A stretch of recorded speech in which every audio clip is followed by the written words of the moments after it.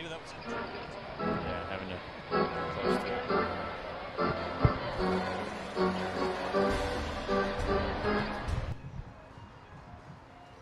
USPBL Baseball today is presented by our credit union. It's the visiting Birmingham Bloomfield Beavers and the home Eastside Diamond Hoppers today in downtown Utica at Jimmy John's Field. So glad you could join us along in a very, very rare Sunday night game here today, but we're excited for that on 4th of July Eve. Jeremy out alongside Brennan Shabath to bring you the call here tonight. Well, two very exciting games yesterday in the doubleheader. Only 6 innings. The first one went 7. We went straight to the sudden death scenario, and that just doesn't disappoint, it seems. No, not at all. We are very rarely going to have a boring sudden death scenario. I think the least fun one we had happened last weekend in Game 2 between the Unicorns and Hoppers. It was a 0-0 win for the Unicorns. Perry Bewley struck out the last batter to win that one with, I think, only 1 base runner on. But every other one since, I mean, we've had wild double play finishes. We've had pass balls. Yesterday we had a walk-off walk, yes, which you don't see too often with the bases loaded. We had an error to end the game. So there's been no shortage of excitement and that lure of sudden death extras. And it's really a fantastic addition that they've brought to the league this year. I think the players enjoy it. The coaches enjoy it. We as broadcasters certainly enjoy it. And I hope you fans enjoy it too. It's so much fun to watch, and there's a lot of strategy and thought process that has to go into it. And the fun thing for me is there's 2 sides to the coin. Obviously, we've seen the team in the field win more than not, but the Unicorns won at the plate yesterday. That put 1 in the tally for the team batting in sudden death. But talking to the coaches, Adrian Guzman, Ryan Kotke, some of the guys who've had to make some decisions, there's been, pros and cons on both sides. And it's not, we're just going to field because it's easier to not give up a run. It's hard to do that with the runner on first and a good team up at the plate. And, all 4 teams in the league are kind of starting to come into their own at the dish and have, some consistently good hitters. But there's positives to batting and to fielding, and it's worked out both sides for, numerous teams this year. Bummer for the Woolly Mammoths. They fall short again in sudden death. They would get it back in Game 2, but they need a sudden death win. It kind of just felt like in that Game 2 as well, it didn't put his passes to have a walk-off walk. It kind of reminded me of the walk-off block back in 2013 or 14, Al Albuquerque for the Tigers. That was something, but you just felt a moment like that might happen, and it certainly did, and it was a good bounce-back victory there in Game 2 as well. As for today's game, let's take a look at your pitcher comparison here today, brought to you by Ascension. It's Austin Shea going for the Birmingham Bloomfield Beavers, and Wazinski, on the other hand, for the Eastside Diamond Hoppers here today. Shea with kind of a bounce-back outing. The numbers still a little bit crooked in terms of the final line, but there's stuff to build off there.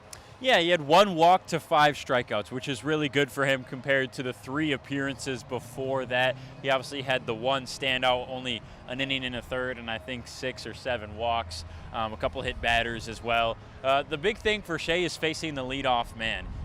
Leadoff players in innings and at the start of games are getting on base 60% of the time against Austin Shea. He really has to focus on starting the inning and starting the game, making sure that leadoff guy does not get on base. That's the biggest thing, is the more traffic on the bases, the more likely it is for the other team to put runs on the board. Ball in play is your friend. If the other team is making your defense do hard work and do its job and think a little bit more, it's going to be harder for you to get that line down and get those numbers down, get those walks and those hits and strikeouts per 9 in the right direction. But I feel like Shea is trending in the right direction. The one thing is we haven't seen him since June 24th. So it's been a while since he's made a start. We'll see if he has to kick any rust off. That's something we've seen a little bit from pitchers, whether it's at the start of games or just the start of the season, moving on to now as we reach near the midway point. But yeah, I think Shea is trending in the right direction. Like you said, it was positive takeaways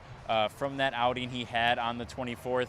And here's, this is a guy that they thought the Beavers could be 100% their ace and be a lockdown kind of guy for 5 or 6 innings and probably not be here very long. It hasn't played out that way through almost 15 games, but that doesn't mean that can't happen for Shea in the future. He has the stuff and has all the tools. He just needs to put it together. Well, Little Birdie has told us that there's quite a few hoppers in the All-Star game. I know we haven't had an official announcement, so we can't quite tell you. And there's a lot of pitchers as well. And Wazinski is a guy that's been pretty solid thus far. Yeah, Wazinski was a guy who got here a little bit later, still not quite a newcomer anymore, has about 6 or 7 appearances so far this year.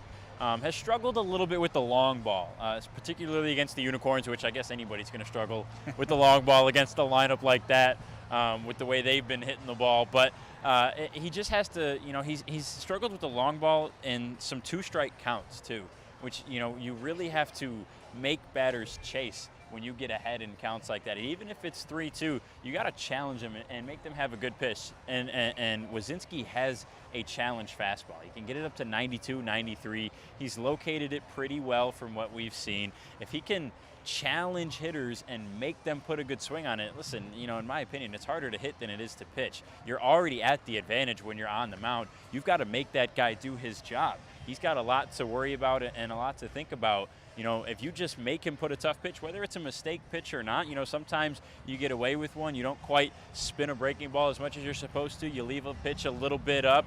You still can get away with that because it's just so hard to put a barrel on a ball consistently. And I think Wazinski, with his arsenal, needs to use that to his advantage. We've seen a lot of pitchers this year among all 4 teams with great stuff not go out there and attack hitters. Go out there and nibble, particularly against the opposite-handedness. So for Wazinski, he's going to have to attack the lefties in the lineup today. Luckily for him, there aren't a lot, but the Beavers that do have on the left side, they've been fantastic so far this year. The newcomers have just been bolstering this lineup so much. They've been so good in the past couple of games. Wazinski is going to have to really go at them and make sure he gives them his best stuff. Well, let's take a look at the rest of your starting lineups here today. First, for the visiting Birmingham Bloomfield Beavers, it's Luke Fenley who will lead things off and play second base today. Chris Davis bats second and plays left. Marcos Castillo making a good imprint so far, some speed on the base pass as well. Already has 4 steals and 4 attempts. He'll bat third and play center field today. J.D. Stubbs, just a solid line drive hitter, will bat fourth and play first. Felix Abaretz back in the middle of the lineup here today for the Beavers upon returning from the USPBL. He's had a hot start at catcher. Wellington Guzman will bat 6th and plays shortstop. Eric Whitfield bats 7th and plays right. Dakota McFadden back at the DH spot here today. And Eric Ramirez will bat 9th and play 3rd against Wazinski. As for the home Eastside Diamond Hoppers, it's Alex Pup who will once again lead things off with this .266 average and plays shortstop. Blake Porter bats second and plays center field. Yadi Rivera has made a nice impact on this game with his pop thus far, already 5 extra base hits. He'll play the 5th position at third base. Joe Burke will bat 4th and play first. Brian Schellenbarger bats 5th and plays right. Nick Kreitzer will hit in the 6th hole in DH here today. Noah Marcoux in the 7th hole trying to get it going still. So 3 for 19 to begin his professional career as he's in left. Kevin Koziel will bat 8th and catch. And Juan Lopez Rios will round things out and play second base today against Austin Shea. Well, we saw kind of the managers and the coaches duke it out in a little duel pregame. More on that when we get back on the USPBL Network.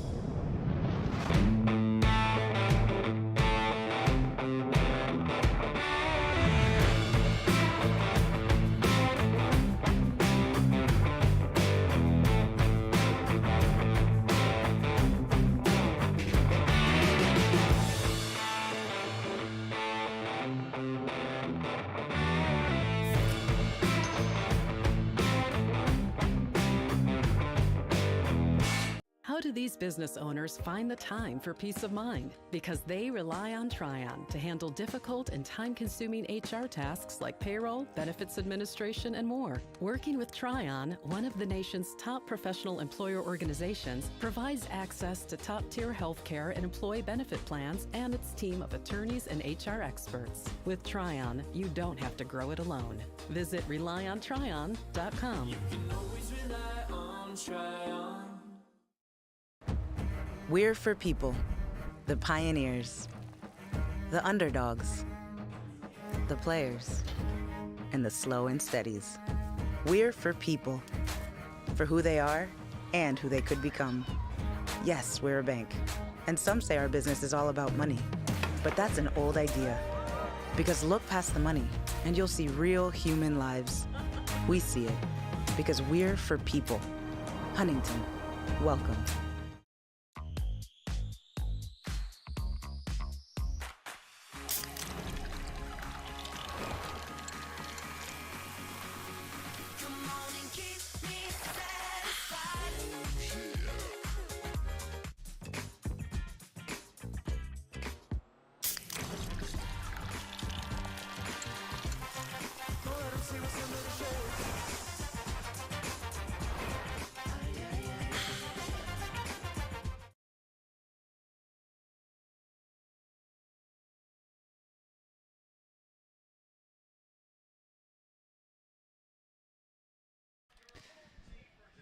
Welcome back to Jimmy John's Field, everyone, on Salute to America Night here today. It's the Diamond Hoppers and Beavers, and the broadcast is brought to you by the following: Ascension, Balfour Property Restoration, Budweiser, DTE Energy, Fifth Third Bank, Jarbcom, Jimmy John's, Macomb Community College, McLaren Macomb, McQuaid Heating, Cooling, Plumbing, and Refrigeration, Metro Detroit Chevy Dealers, Pepsi, Scott's, and UWM. We thank all those fine partners for what they do for this league. Nice, bright, and sunshiny day once again here in downtown Utica, Michigan, as the big flag stretched out.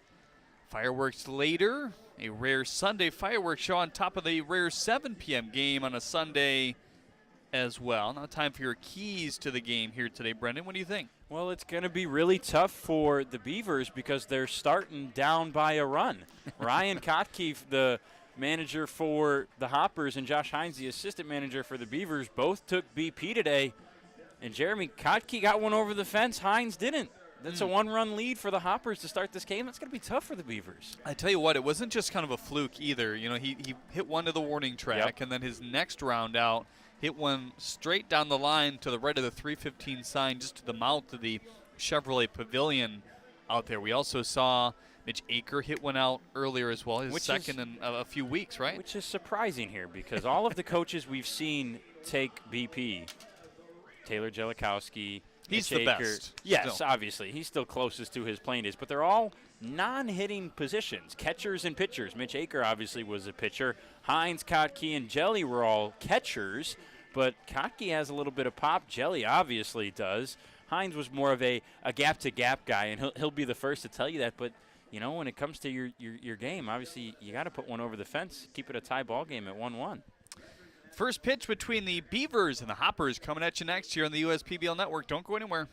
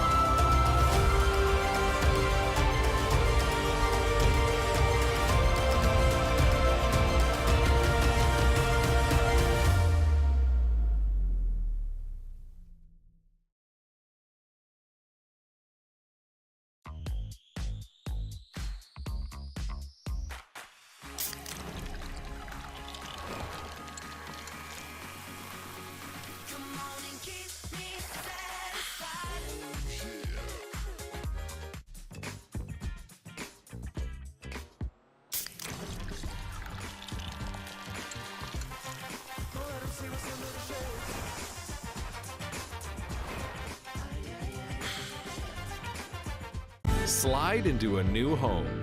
Work with a local mortgage pro who works for you. Get a cheaper, faster, easier home loan. Find a mortgage broker near you today at findamortgagebroker.com. You hear about the promo that Jimmy's John's got going on? 5 off 20? How they pulling it off? Magic? You got David's Copperfields in there? Show yourself, Copperfields! Jimmy John's. $5 off orders of 20 or more.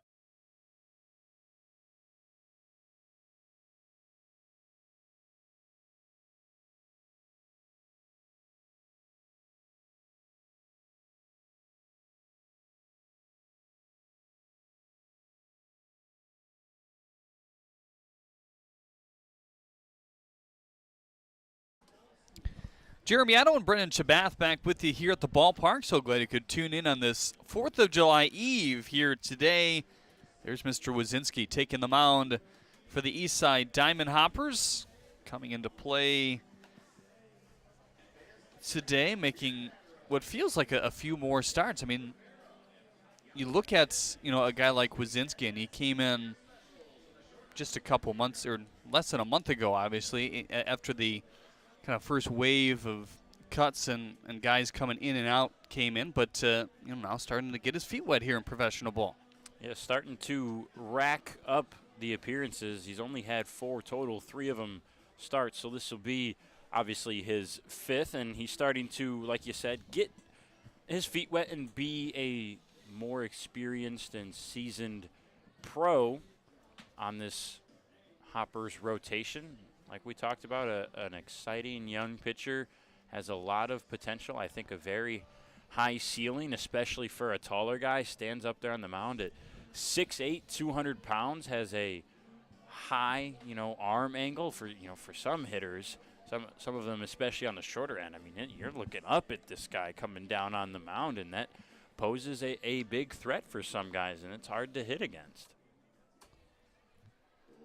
Let's check defense behind Wazinski here today, brought to you by Three Dimensional Services Group. It's Marcoux in left, Porter in center, Schellenberger's in right, Rivera and Burke on the corners, Lopez Rios and Pup. Your double play combination here today with Kozio completing the battery with Wazinski. Luke Fenley, Chris Davis, Marcos Castillo to lead off in the first inning here for the Beavers.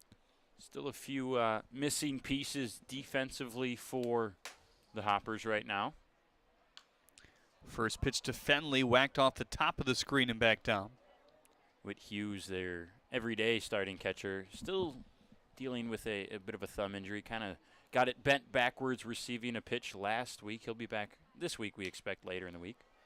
Into the hands, popped up over the head of Pup. Can he get to it? Not quite. You never rule him out on a play before it's over. But Luke Fenley able to get on base here to begin the first.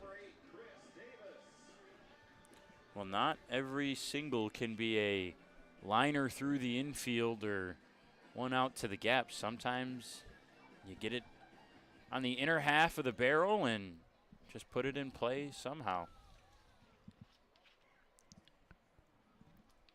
So here's Chris Davis, 4 for 32 to begin this season as he looks at a ball outside. For Wazinski, is a fastball, a slider, and a changeup. That last fastball at 89.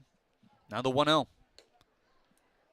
Ditto, high and away. 2-0 on Chris Davis now. Still looking to connect on the contact to begin his professional career. Definitely brings an element of speed.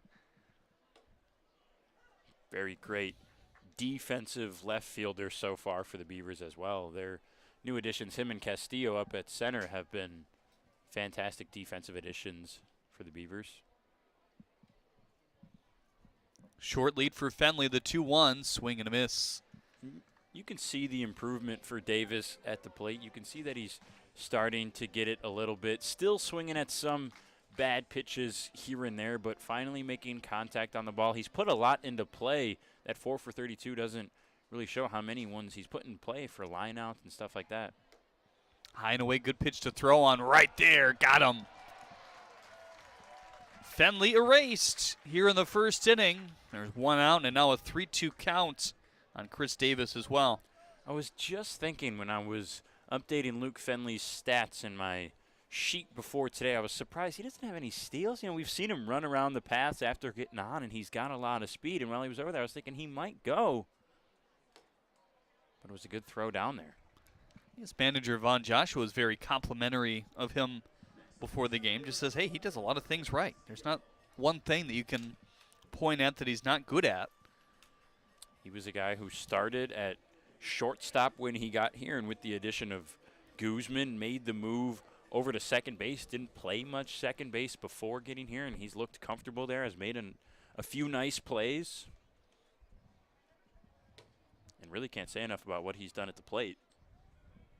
When you get that compliment from Vaughn Joshua, it definitely means something. It certainly does. When you have a baseball lifer, you know, call you a gamer and a player who just competes, you can wear that on your chest. Off the inside of the plate, 1-1.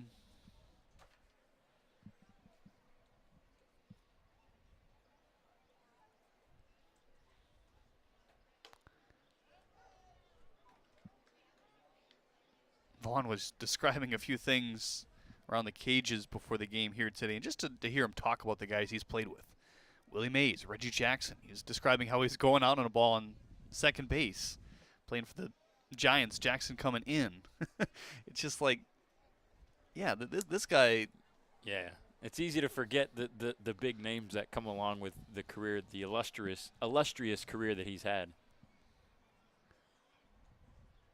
2-2, popped it up down the right field line. Schellenbarger will lift that one foul, and has been a hitting coach at various levels as well, and very passionate about certain areas of hitting. Definitely an old school baseball kind of guy.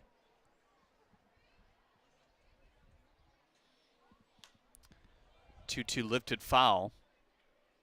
Doesn't worry about exit velocity or launch angle. Wants guys who can hit the fastball. Likes hitters from the left side. The advantages they present.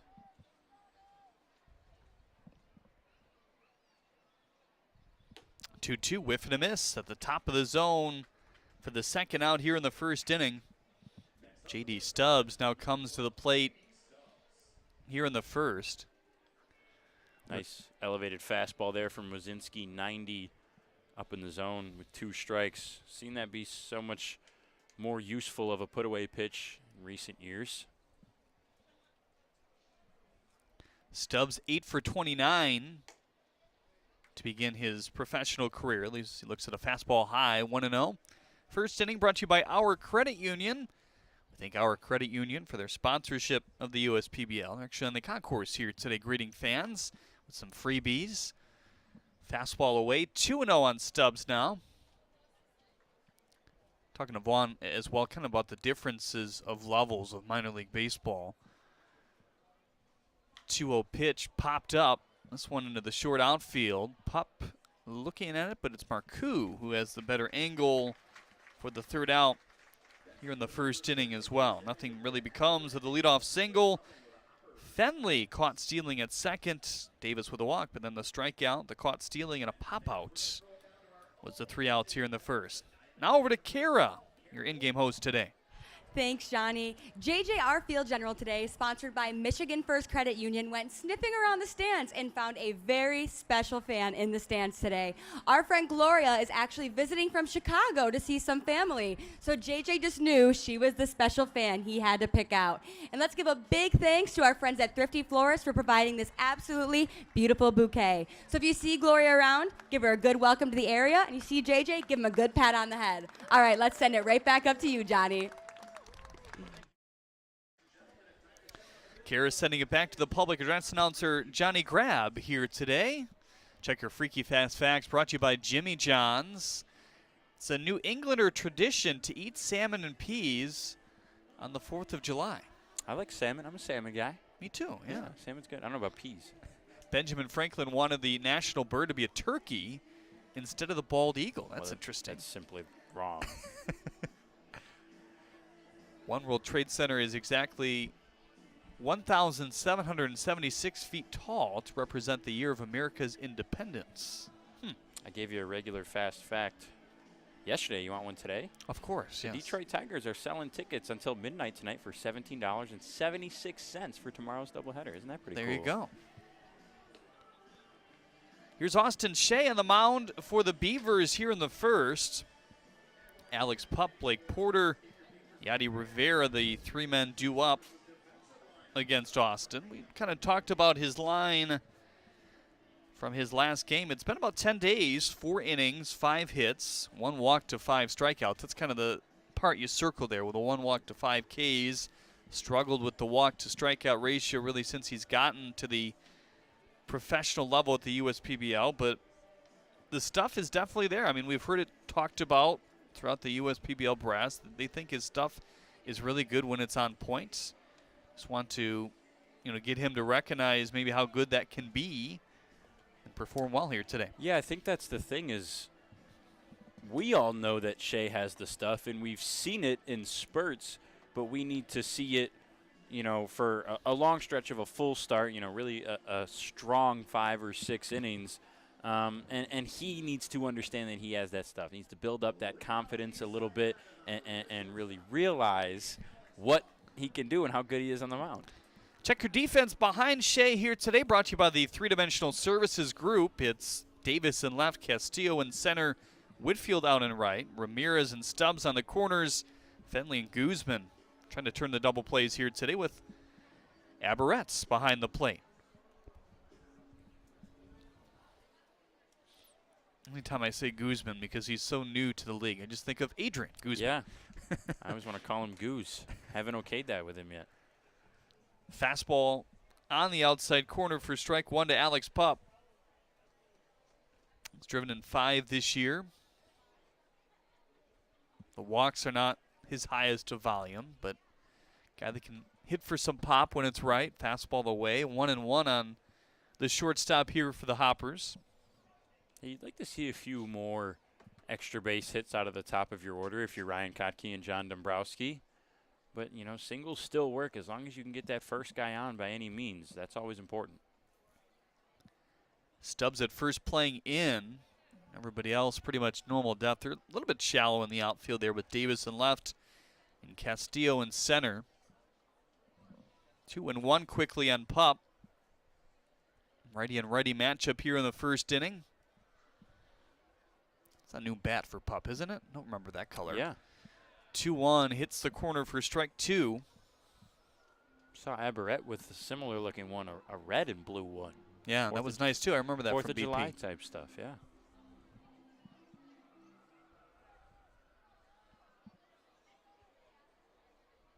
Now the 2-2, pounded away. Velo's pretty good here early on for Shea.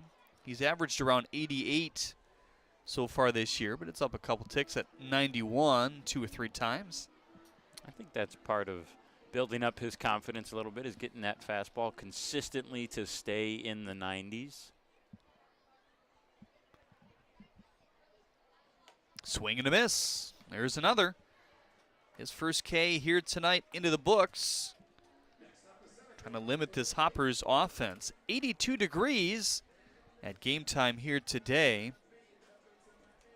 Beautiful night, really starting to cool off a little bit as the sun goes down and the clouds, not rain clouds, but just, billowy, puffy clouds kind of rain over the stadium. First pitch to Blake Porter, low and in. Heavy fastball diet for Austin Shea thus far. I think he wants to just make sure that fastball is working and on point today before he starts dicing up hitters with the other pitches. In the hands, fouls it over the bullpen that time. Davis with a good bid for it, but couldn't gallop his way all the way over there. Blake Porter, 286 average to this point. 5 extra base hits, 2 home runs, and 3 doubles. He's just been Mr. Consistent for the Hoppers this entire season, right from the get-go. Had a home run on opening day. Has been a star in center field.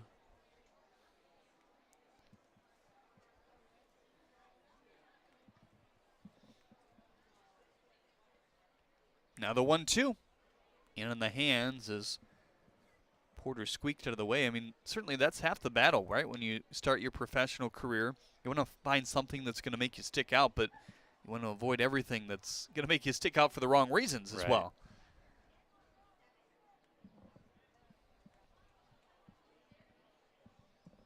Second 2-2 count to these first two hitters, and another foul ball on the fastball that he reached out.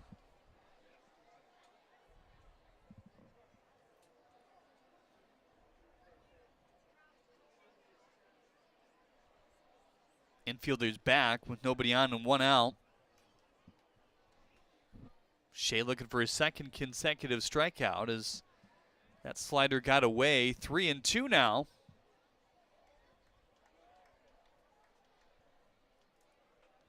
Twelve pitches are ready for Austin Shea. Those fans packed on the lawn here today. Great crowd today.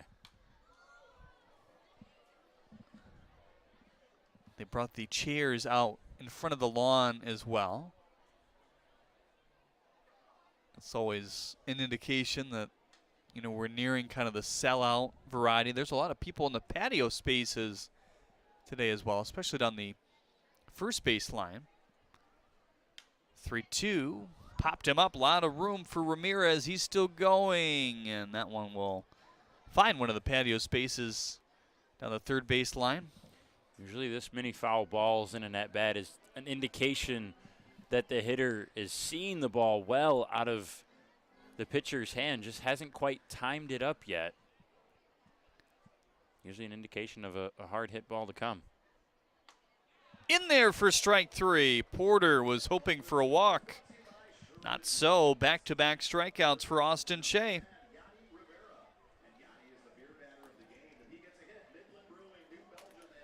Brings up Yadi Rivera now. 9 for 28. To start his professional career. Kind of found by Taylor Jellikowski and brought over. That's the thing, you know, it's not exclusively about winning in the league. You hear a lot of guys who have connections all around the baseball world, bringing other guys to other teams as well. And Rivera is banged up after that swing. It'll be an easy lollipop out over to first base. You don't like to see that. No, not at all. Rivera looks to be okay, and that's a 1-2-3 inning for Austin Shea. He likes to see that on the USPBL network. I'm all in with HR and Organizational Development Council. I'm all in with Marketing and Business Development Council. I'm all in with Operations and Member Experience Council. I'm all in with CEO Council. I'm all in with Lending Council. I'm all in with CFO Council. I'm all in with Technology Council. Our credit union is all in with CUNA Councils. They call me Prospects. Since the day I was born as a diver's watch, the challengers of the world have taught me many things. Life is not a numbers game. It's about challenging ourselves. No matter what happens, just follow your heart. These pioneers drive our generation forward. Not by setting records, but by never giving up. Keep going forward. Prospects. Available at Lucido Fine Jewelry.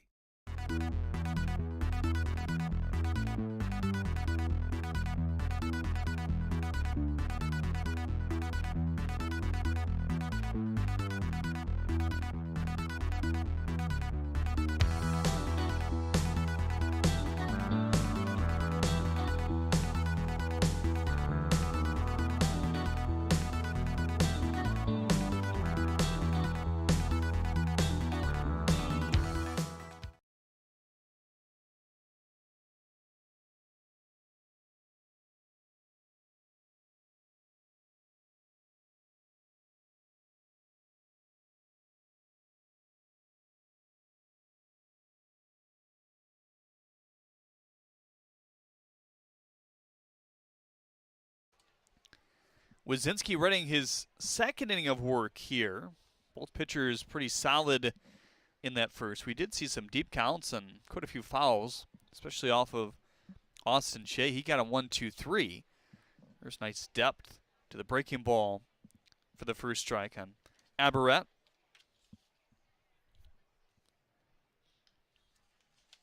One line drive to left, carrying Marcoux back. He's looking up, and that one is foul. smoked, though, from Aberrett. Definitely home run distance. We know he's got some power just based on his numbers before returning to the USPBL. Just waiting to see it. 1-2 fastball high and tight. 2-2 on Felix. 7 for 16 in the early goings. They're coming over from the Pioneer League. Chopper, tough play for Rivera. Testing his reflexes after he looked a bit gimpy out of the box. Looked fine for the first out here in the second. Kind of hard to tell on that replay. It looked like he maybe just slipped from. I think that's what it was. He went to plant his foot behind him and run down to first and kind of just slipped a little bit, a little awkward. We're referring to the at-bat, the end of the last half inning if you're just tuning in for Rivera. Now the first pitch to Wellington Guzman. Nice slider. Dips in for strike one. If Wazinski's got that thing working today, he's going to be a problem for the Beavers. There it is again, but drifted away for ball one. Eric Whitfield would be next, as Wazinski looks to work very quickly here. Now the 1-1. Slider away.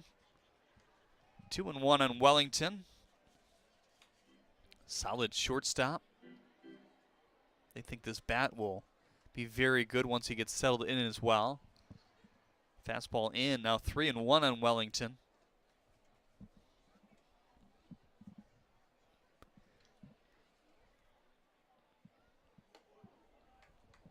Just didn't have that pinpoint stuff to Guzman there, and he walks his second batter here today. Kind of nibbled a little bit like we've talked about.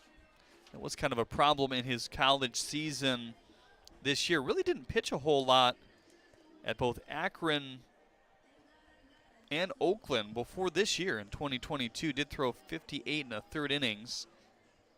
About 4 walks per 9 and 7 Ks per 9. Fastball that tails away.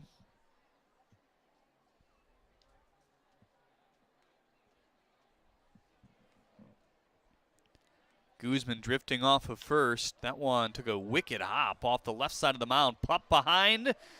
Over to first. Got him. What a nice, smooth double play. Well done by Lopez, Rios, and Pup on a tough ball. And 2 not slow base runners for sure. Wazinski faces the minimum here in the second. Every summer, my family loves to have a neighborhood movie night in our backyard. And with my Chevy Blazer, I can head out and get everything we need for a great night.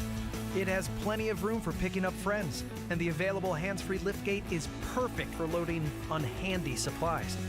You know, it may be movie night, but my Blazer is the main attraction wherever I go. Lease a 2022 Blazer 2LT for just $239 a month for 24 months. Put it in D and see why Chevy drives the Motor City.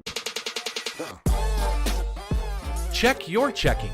If your account doesn't get you pumped, amped, or geeked, make the switch to Genius Checking from Genesis Credit Union. It's just genius. Slide into a new home. Work with a local mortgage pro who works for you. Get a cheaper, faster, easier home loan. Find a mortgage broker near you today at findamortgagebroker.com.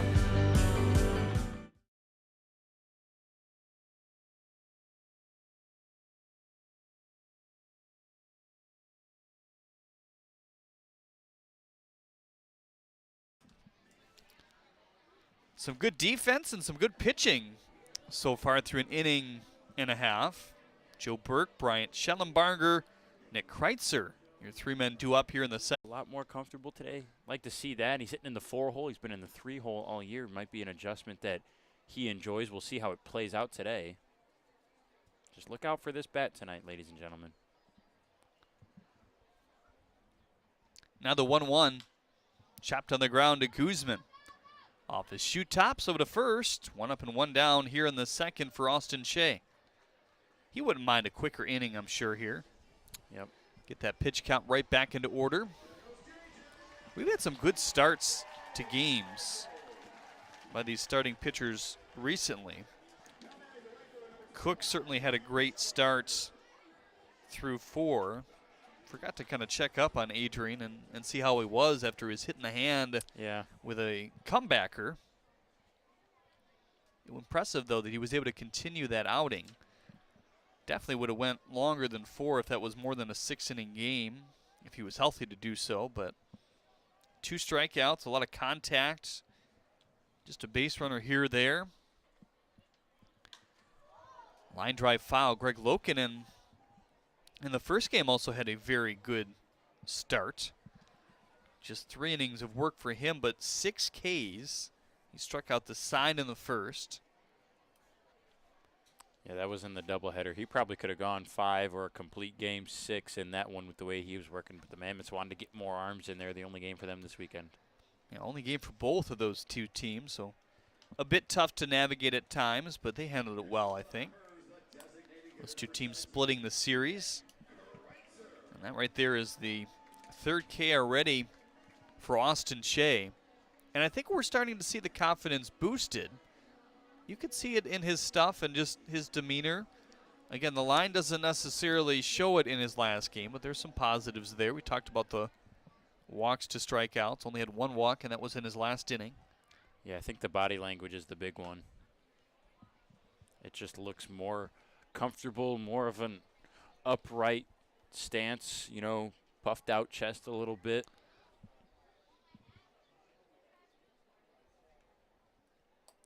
Now the 1-0. Fastball away. 2-0 on Nick Kreitzer. And I think back to your point, Jeremy, about some really good starts we've seen this year. That's a big theme, is we've seen guys come out very hot and very good on the mound early in games, and it's just about when it tapers off. And for most guys, it's around that 4th and 5th inning. Only really Trevor Jackson and Greg Lokinen have been the ones to have a really good, strong 5th and move maybe even beyond that. Obviously, we saw Trevor Jackson go a full 7 last Sunday. I think that's why you're seeing, just in general, so much emphasis being put on, you know, what's a guy do the 2nd time through the order? What's a guy do a 3rd time through the order? And there's a lot of guys in the major leagues that won't go the 3rd time through. 2-2 low and in, and that's something obviously that's been increasing as the years have gone on, as the analytics departments have had more and more of a say in what the managers do. And we've already seen it here this year. The guys who have been here, like Austin Shea, Andrew Verbrugge, Greg Lokinen, who have, you know, around 25, almost 30 innings pitched, the numbers aren't the best as some of the relievers we've seen or some of the new starters who haven't been here as long. What an inning for Austin Shea, his 4th K in just 2 frames thus far. He struck out Pup, Porter, Schellenbarger, and Kreitzer.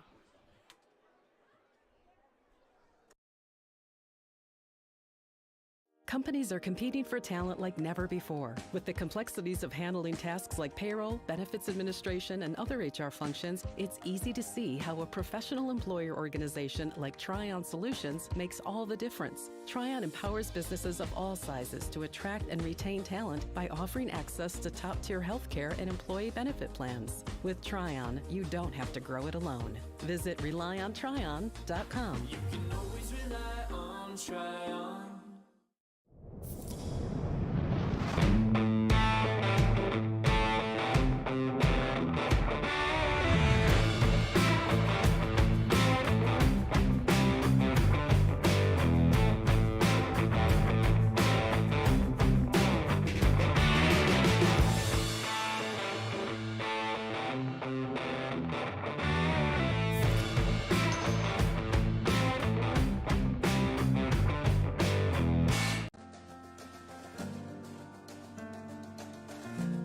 We joined Green Path and instantly felt a support around us. They developed a plan on paper, and this is how we're going to do it. The plan that they gave me was something that was sustainable. It was something I could do. It was actually lowering my payments monthly by hundreds of dollars. Choosing Green Path is a no-brainer.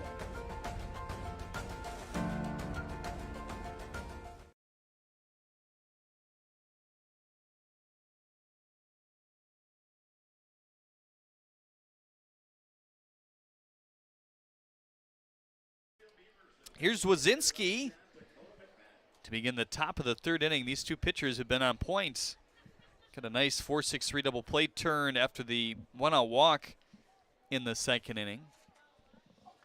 As Dakota McFadden swings and lines one to right center field, carrying Schellenbarger back, still back. A skip over the wall and a ground roll double. Time we saw McFadden bring out the power on the Beavers. We saw it a little bit on the Mammoths before he was traded after 6 games, a couple home runs, a couple extra base hits, was really struggling, kind of getting settled into his role at the plate in this Beavers roster and in their lineup. But nice to see him get a hard hit first pitch double over there.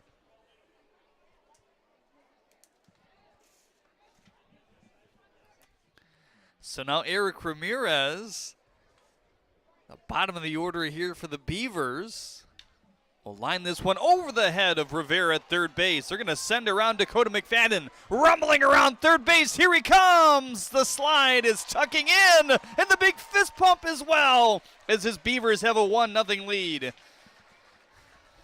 Well, I like the aggressive call by Vaughn Joshua. He knows the importance of being the first team to put a run on the board, and just some big timely hitting from the bottom of the order with McFadden and Ramirez back-to-back doubles. I was going to say at the top of the inning when we came back, you know, it's going to be about what pitcher breaks first. So Wazinski here in the third gives up the first run, a couple extra base hits. We'll see what Shea can do in the bottom half, but the Beavers have something cooking right now, and they're not done.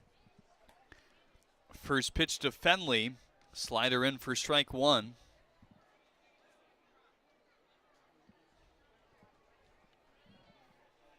Fenley with a single back in the first, caught stealing. Shortly after that as well, popped up Lopez Rios. Pup going after it.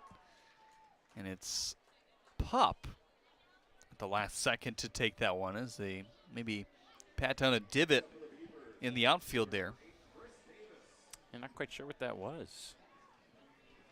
We don't have the best view of the intricacies of the outfield grass from all the way back here behind home plate.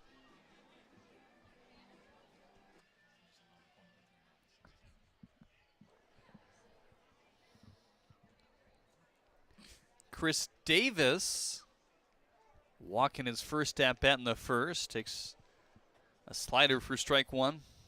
Don't be surprised if we see Eric Ramirez on the move over there at second base, or very aggressive on any ball in play. Tipped off the helmet of Cozio there. Ramirez has willed the Beavers to some runs just with his aggressive base running this year on some balls and some throws that probably shouldn't have scored runs. Fastball away, 1-2. On Chris Davis now. Third inning brought to you by Jimmy John's. We thank Jimmy John's for their partnership here with the USPBL.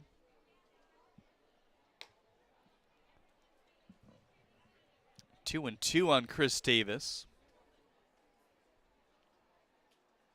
We encourage you to chime in on Facebook and YouTube, wherever you might be watching here today.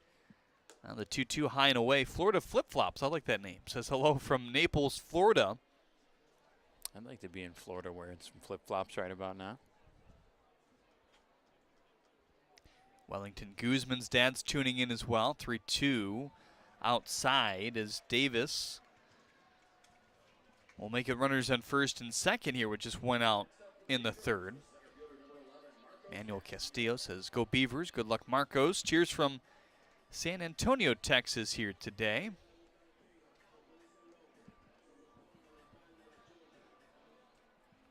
Maybe you're watching from up north in your RV.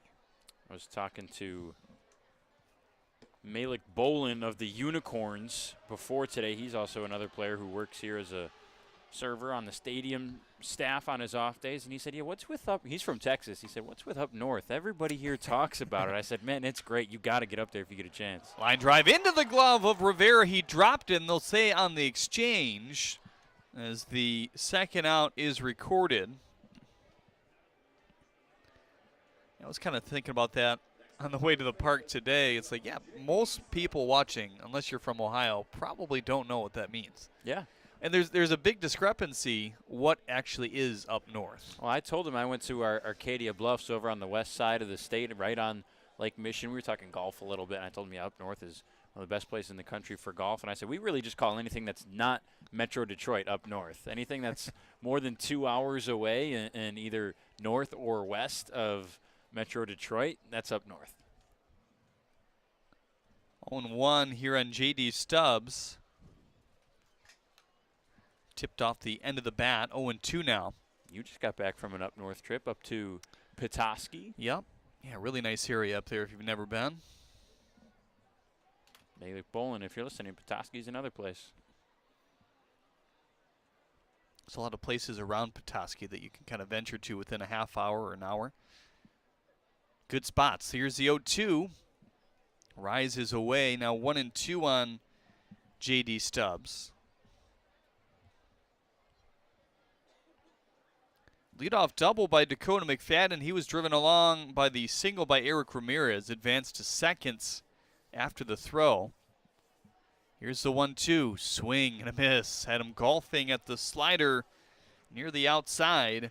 And we head to the bottom of the third inning. The Beavers strike first in this one. It's your fifth third out of the game, brought to you by Fifth Third Bank here on the USPBL network. JJ the Water Boy, presented by Michigan First Credit Union here today, is delivering some water out to the base pass umpire here tonight. And a little bit of a treat. Sal trying to dig that out of his pocket. Sal Giacomintonio, USPBL umpire that's been here for several years. And Kara is now ushering our DTE Energy Kid Race, the mascot. He'll face Ribby here today. And we're going to send it down to Kira in just a moment, actually, right now.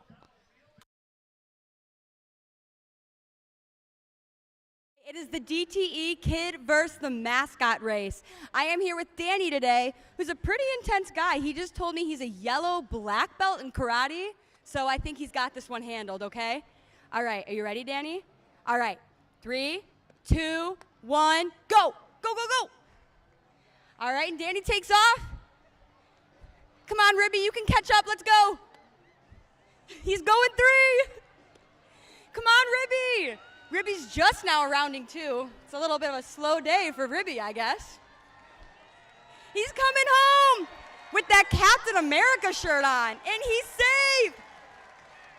Look at you. I know it's the karate. It's got to be. All right, let's go right back up to Johnny now. Good stuff there. Your DTE Energy Kid Race. The mascot is Ribby is just making his way home now. I think, after the incident where his, headpiece kind of fell off, that didn't bode well going forward. And put a stink in the entire mascot's locker room too. They have been pitiful this year. Austin Shea has been the opposite of pitiful as you look at that near sellout crowd here tonight. He'll face Noah Marcoux, Kevin Koziel, and Juan Lopez Rios in the third inning. 4 strikeouts for Austin Shea. He's faced just 6 batters. Yeah, he's really looked good. The fastball was a fastball-heavy dose in the first 2 innings. We'll see how much that changes moving forward. We'll probably see it change the second time through the order. I still expect to see a lot here against the 7, 8, 9 hitters. If it's working, no reason to shy away from it. And he's, not lucky, but it's very good for him that he got it to work as well as it has this early, because you can just use it to get out of these innings without having to really go to your second and third and fourth pitches. Noah Marcoux, 3 for 19 to begin his professional career as he looks at a first pitch fastball that tails down. Whitfield in right plays him deep. The whole infield is back and slightly shaded to the right. Now the 0-1. Swing and a miss. Kind of working on the lower half, using his lower half a bit more with Noah. They love the swing. Simple, compact, nothing big about it. And he has power once he connects with it. Here's the 0-2. Yeah, he's got that Miguel Cabrera, Albert Pujols-like no stride, very little movement in the upper body pre-swing, or in the lower body, excuse me, pre-swing. Want to load up those legs a little bit, bring in that power from the lower half. Shot foul. Be able to dig those cleats into the ground and really turn on a ball if you need to, and that's hard to do if you're not getting your lower half involved. And I mean, his swing is still very good without really involving the lower half too much so far. Popped up to right center field. Fenley cruising out quickly for the first out here in the third. That's 7 up and 7 down.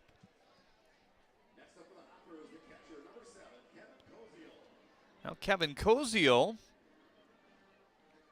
will make his way to the plate.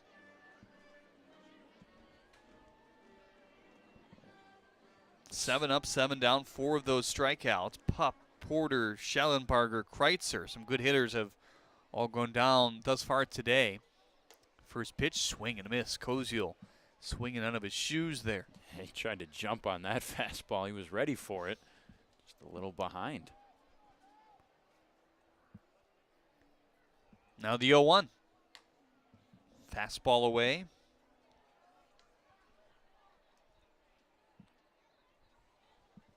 Adam Fuller comments on YouTube, says watching at home with COVID. Well, sorry to hear that, Adam. Hope you feel better soon. Now the 1-1 off the end of the bats. Back to the screen. 1-2 on Koziel now. Juan Lopez Rios on deck. He's the bottom of the order.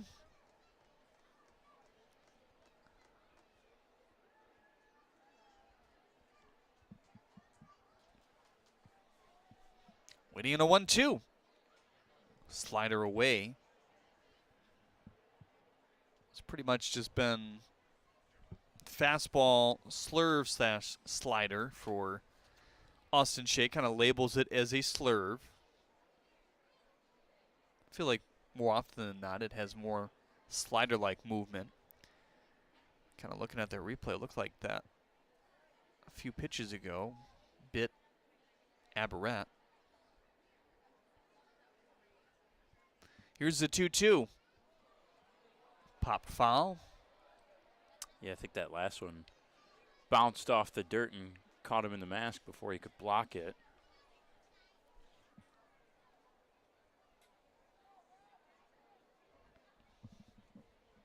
I think we'll see that, like you were talking about, Jeremy, that slurve and that changeup be more of a factor as we move on.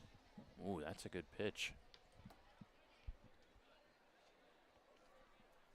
Looked like he put a little extra into the body, delivering that one home as well. You wanted to get the K there. Here's the 3-2. Rocket to right. Whitfield quickly over to get that sinking liner. Boy, I don't think he thought that was going to be near his shoot tops in the end, but that's where it ended up. Yeah, it just kind of kept slowly drifting away towards the foul line for Whitfield, and I don't think he expected that. Off the bat, I didn't either. I expected it to be just right of, dead in right field, and it just kept sliding and sliding, but Whitfield has enough speed to easily get over there no matter what, essentially. Right field certainly has the tendency to do that with righties at the plate. Slice and slice and slice, one of the harder outfield positions to play. First pitch to Lopez Rios, in for strike 1. That's the fastball Shea wanted to get to end the last at-bat. Gets it for the called strike there. I don't know if you saw, but the rally goose just flew over the ballpark. So, I mean, that opens up the floodgates here for the Diamond Hoppers. The rally goose? You don't know about the rally goose? No. 2018, when the Canadian Goose crashed into Comerica Park. I didn't pay attention to the Tigers for the last few years, understandably, right? You got to look up the rally goose. It's kind of a thing that's come and gone, but they made T-shirts and everything in the ballpark, yeah. I didn't care about a 50-win team back in 2018. 0-2 here to Lopez Rios. I think there's been a lot of rally animals over the years. It seems like. Sure. I think it was the Was it the Angels that had the rally mantis for a while? Praying mantis?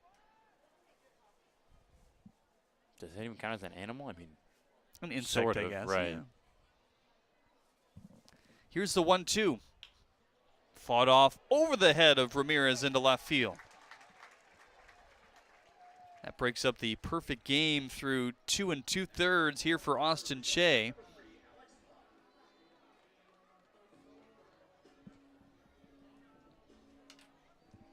Good at bat from Lopez Rios. Got behind in it on 2 strikes with no balls. Very quickly on 2 good fastballs from Austin Shea. Fought off 1 foul. Good 2-strike hitting. Pulling it down the line. From the slide step, first pitch to Alex Pup. Groove to center. Castillo coming in for the 3rd out. So Austin Shea, after the littlest of jams here in the 3rd inning, perfect game broken up after 2 2/3. A single by Lopez Rios and induces soft contact once again. Brendan Shabath will take the reins when we get back here on the USPBL Network. Companies are competing for talent like never before. With the complexities of handling tasks like payroll, benefits administration, and other HR functions, it's easy to see how a professional employer organization like Tryon Solutions makes all the difference. Tryon empowers businesses of all sizes to attract and retain talent by offering access to top-tier healthcare and employee benefit plans. With Tryon, you don't have to grow it alone. Visit RelyOnTryon.com. You can always rely on Tryon.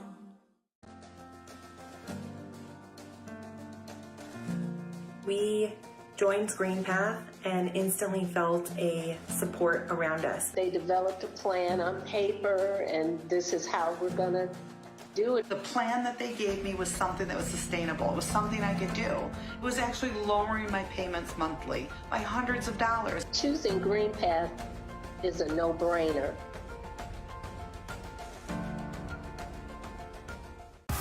Great seats at a great price. Get them safer, simpler, and smarter with Ticket Smarter.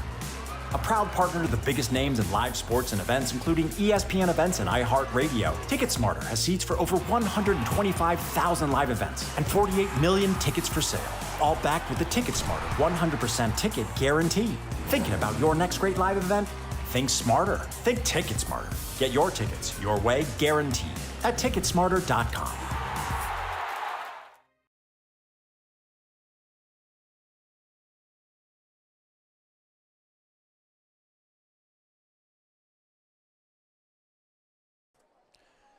Welcome back to the ballpark on the USPBL Network. Beavers lead the Hoppers 1-0. First pitch to Felix Abaret. Misses for ball 1. Austin Shea has been fantastic for the Beavers. On the other side, Abaret hits one sharply, sliding Rivera, throw over to first. Burke stretches a little bit, and a nice play from Yadi Rivera next to the bag to get the leadoff man down. Second time today, Abaret has grounded out to third. Brings up the shortstop. Wellington Guzman reached on a walk back in the 2nd inning. Look at that little young Patriot there enjoying the day. 4th of July Eve, we'll have fireworks tonight. A rare Sunday night baseball game here at Jimmy John's Field. The ball 1 to Guzman, runs inside, 2-0.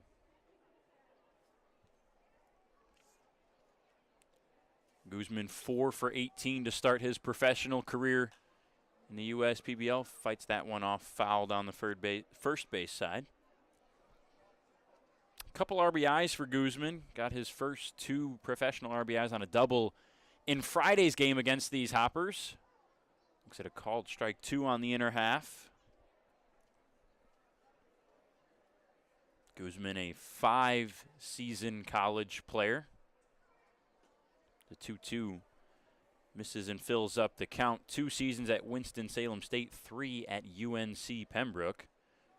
15 home runs in his senior stint with UNC Pembroke. Hits this one on the ground to Rivera. Back-to-back plays for Yadi Rivera over there at third, and back-to-back recorded outs. The putout goes 5-3 for out number 2 here in the top half of the 4th. Wazinski looked very good to start, faced the minimum through 2 innings with just 2 walks and a strikeout. The 3rd inning was where he buckled a little bit back-to-back doubles to lead things off from Dakota McFadden and Eric Ramirez. Scored the one and only run for the Beavers today. First pitch to Whitfield, cut on and missed. Wazinski did a nice job to retire 3 of the next 4 batters after the 2 back-to-back doubles. Whitfield hits this one in the air to right. Going back a little bit is Schellenbarger, just a step in front of the track for out number 3. Quick 3 up and 3 down. We head to the home half of the 4th in the USPBL Network. There are many things you can rely on in this world, like a sunny day brightening your mood, your mom baking the world's best apple pie, and never a dull moment in running your business. And when it comes to time-consuming HR tasks, you can rely on Tryon. Tryon can handle payroll and taxes, employee benefits, and more, so you can stay focused on attracting and retaining the best talent. With Tryon, you don't have to grow it alone. Visit RelyOnTryon.com. You can always rely on Tryon.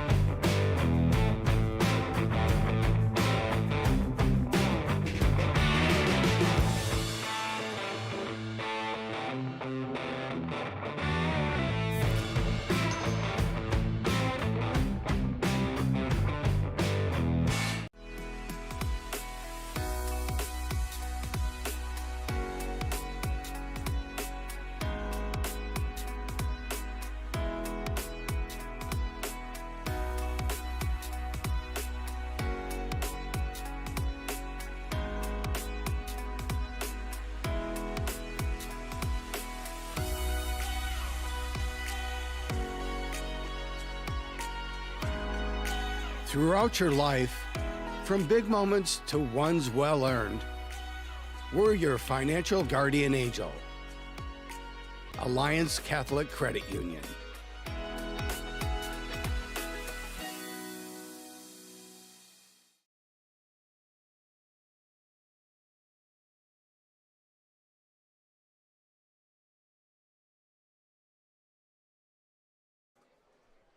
Austin Shea, a good first 3 innings, only 1 above the minimum. He faces the number 2-hole hitter, Blake Porter, here in the bottom of the 4th. Porter, first pitch right to Guzman on the ground. Nice job to field that one and flip over to first. Stubbs tags Porter.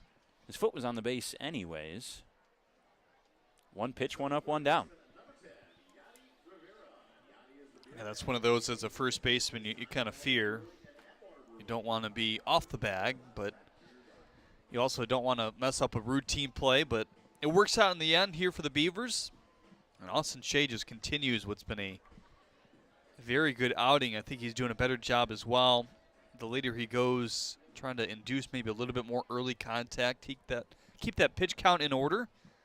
One thing we talked about in the pregame, too, is Shea's struggles with the leadoff man. Has retired every leadoff man in all 4 innings today. The only hit coming from Lopez Rios at the very bottom of the order with 2 outs last inning.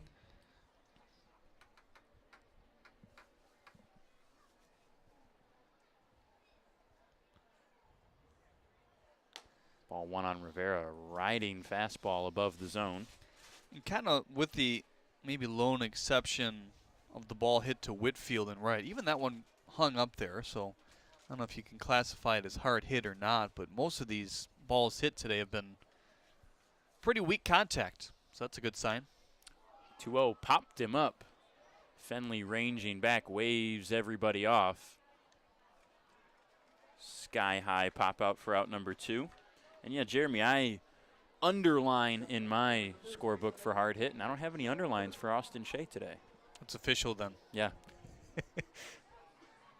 I have deemed 0 hard hit balls for Austin Shea through 3 2/3. Joe Burke coming up. We've seen him hit a few hard ones this year. 4 home runs on the year for that man. 8 RBIs to go along with him. 0 for 1 today, grounded to short. Fouls that one back to the screen. It scoots over, takes a bounce, and into the stands for a souvenir. on a packed Sunday night baseball game here on July 4th Eve. You see kind of Burke frustrated with himself. He doesn't really get a lot of first pitch fastballs. He's getting a lot of first pitch breaking balls. The 0-1, there is a breaking ball, clubs it out to left center. Castillo easily ranging over for the 3rd out. So another 3 up and 3 down. Quick 4th inning on both sides. We head to the 5th. It's a 1-run lead for the Beavers when we come back.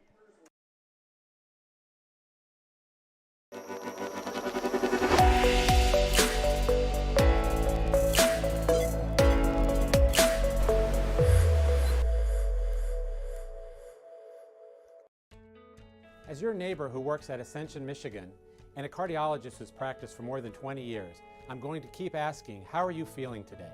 Your care can't wait. Getting care sooner can mean catching things before they get worse. At Ascension, Michigan, our ERs and our hospitals and other sites of care are maintaining strict precautions for your safety. Studies have shown that people will get care sooner if they're encouraged by their doctors, family, and friends. Get the care you need at getascensionmichigancare.com. Jimmy John's Field is the perfect venue for birthday parties, summer picnics, company outings, and provides the best entertainment in Metro Detroit with great baseball all summer long. Spend your summer nights under the lights at Jimmy John's Field in historic downtown Utica.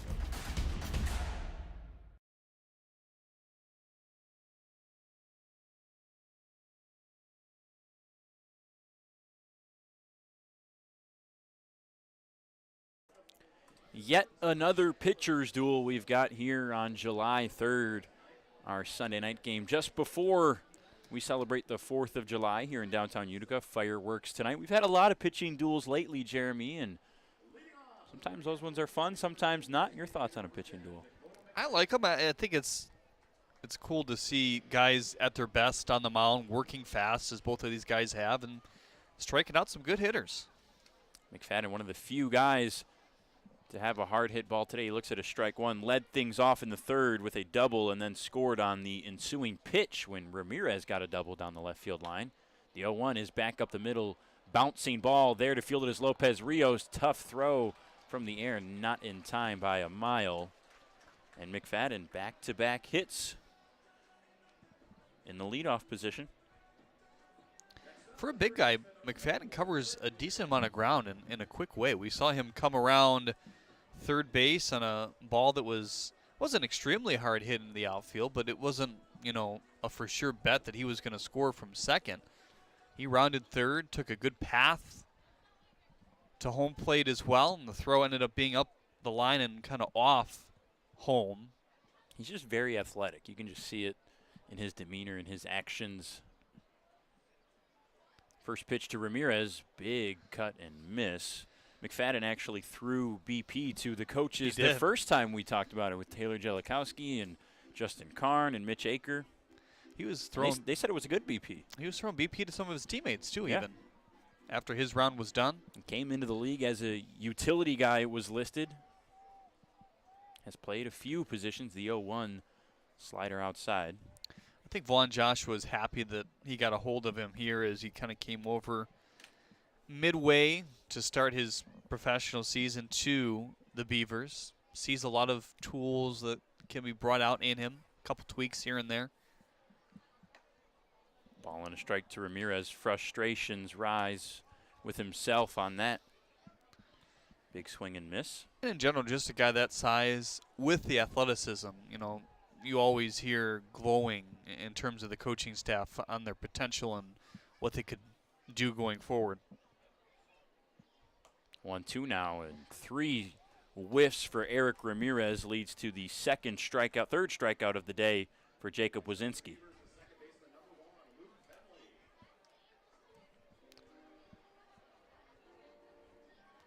Top of the order as the lineup flips over. Luke Fenley due up, Chris Davis on deck.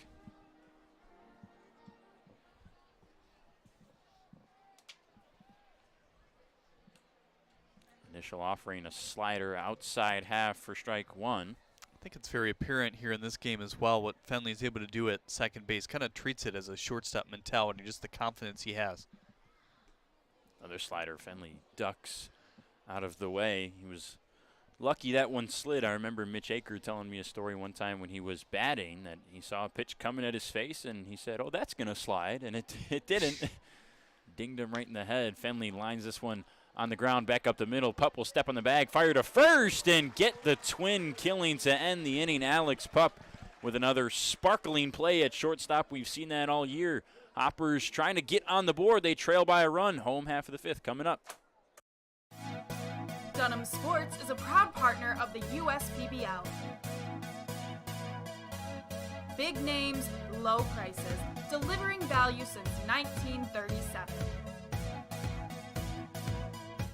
At Fifth Third Bank, we're working hard to make banking a Fifth Third better, which means we put 166.7% into everything we do. I think you can only give 110%. Well, with free checking, fraud protection services, and an automatic savings tool to help you quickly reach your goals, 166.7% is possible. Oh, wait till my 8th graders hear about this. They're gonna be like, it's not possible. Well, yes it is. This is banking, a Fifth Third better.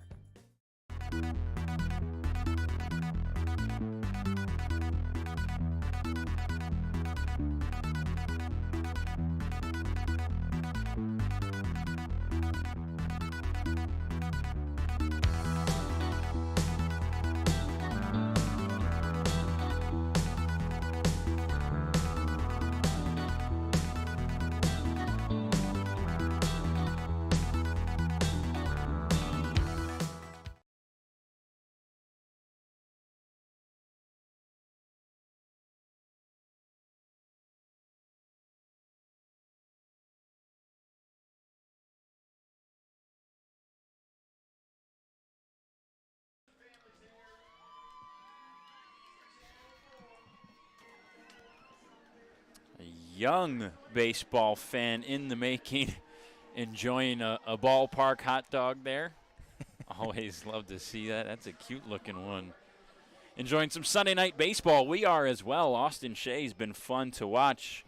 Jeremy threw 4 innings, 1 hit, and that's the only base runner. So like we talked about, the walks and the hit batters, which is something underrated that Shea struggled with in the past few starts, have been few and far between. By that I mean 0 here through 4 innings. Schellenbarger takes a called strike 1. Certainly his 4 Ks through the first 2 innings were impressive, but maybe he's realized, hey, if I want to continue in length in this game, I'm going to get some contact outs. He's done that as well. A 1 swing and a miss from Schellenbarger. Now behind no balls and 2 strikes, and for Shea, 22 walks in 22 innings. So almost 9 per 9 innings. Getting through 4 here early and still looking strong with no walks is pretty good. 90-mile-an-hour fastball below the zone, ball 1.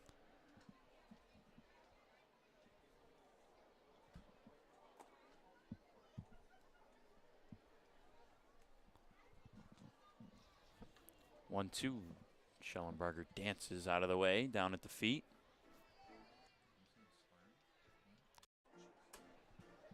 Oh, 50. 2-2 on Schellenbarger. Kreitzer and Marcoux due up behind him. Righty-lefty matchup. Schellenbarger dances in and swings and misses. You could see that before the pitch got there, was a little jumpy with those feet, and that's a conversation we had with Ryan Kotke pregame today. Jeremy, you and I made that observation that he's really kind of bouncy in the box, and we were asking, is that a good thing or a bad thing? And Kotke said there's some positives to it, but we want to subdue it a little bit and kind of slow it down and make sure his head's not moving too much and 2 strike counts and stuff like that. Yeah, he basically said, too, if it ain't broke, don't fix it. And he's had a decent start at the plate, but always room to refine things, of course. Kreitzer, a guy who's also had pretty good start this year, 4 home runs. Unfortunately for him, all solo shots. The guys in front of him haven't been able to stay on the base paths for him, so just 4 RBIs for Kreitzer. Swing and a miss on the ball 1. But a .957 OPS through these first 12 games in the upper echelon of the league. That's something his manager also talked with him. He's been able to draw the walks a little bit more efficiently as the season's gone on. Clubs this one out to left. Racing over is Davis in foul territory. It will scoot over to the bullpen and up to the Chevy Pavilion. Kreitzer, who at one point I believe had 10 strikeouts to just 1 walk, now 13 Ks to 9 walks. Which ultimately is just going to make him a bit more dangerous at the plate too. Pitchers knowing, hey, he's maybe not going to chase the pitches he did at the beginning of the year. I have to challenge him in the zone.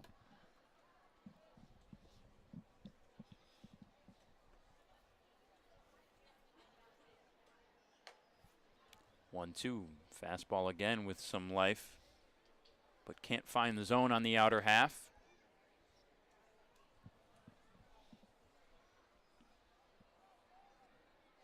Schellenbarger, the leadoff man here in the bottom of the 5th, down by strikes. 2-2 on Kreitzer, and he has the same fate as his teammate in front of him. That's now 6 for Austin Shea through 4 2/3. That one on the changeup. I'm not sure he's had a strikeout on the changeup today. Really hasn't thrown the pitch all too much as well. It's mostly been fastball, slider. I believe most of his Ks have been on the fastball as well. But when you can find it and it's working well, it can be a very effective pitch for him. An efficient day for Shea as well. 61 pitches. There's 62 fouled off back above the screen from Noah Marcoux. Marcoux hasn't quite started like we thought he might. 3 for 19 through his first 6 games. Obviously, we know, looking at what he did in college, the positives he brings to the plate. Started and played in the most games on his team at Davenport last year. 59 games played in the 2022 season. 1-1 under the zone. 78 miles an hour for ball 2. Davenport's a school on the west side of Michigan that recently in the last 4 or 5 years transitioned over to Division II in a very tough league here in the Midwest in the GLIAC. They've done pretty well overall. 2-1 tipped into the glove for strike 2. Marcoux was a second-team All-GLIAC member in this most recent season. In 2021, he led the GLIAC in home runs, RBIs, slugging percentage. One of the better hitters in a good baseball conference, fouls it off. We've seen a number of USPBL guys come from the GLIAC. A couple Davenport. We've seen Grand Valley State. Yeah, Shaw. Nick Shaw, a very exciting reliever, maybe closer in the future on the Beavers. Threw an 88-mile-an-hour slider in Friday's game between these two teams. 2-2, swing and a miss. Austin Shea, punch in, punch out. Strikes out the side. That's number 7 today. He's looked fantastic, and his Beavers are still up by 1. Jeremy Otto takes over when we come back. There are many things you can rely on in this world, like a sunny day brightening your mood, your mom baking the world's best apple pie, and never a dull moment in running your business. And when it comes to time-consuming HR tasks, you can rely on Tryon. Tryon can handle payroll and taxes, employee benefits, and more, so you can stay focused on attracting and retaining the best talent. With Tryon, you don't have to grow it alone. Visit RelyOnTryon.com. You can always rely on Tryon.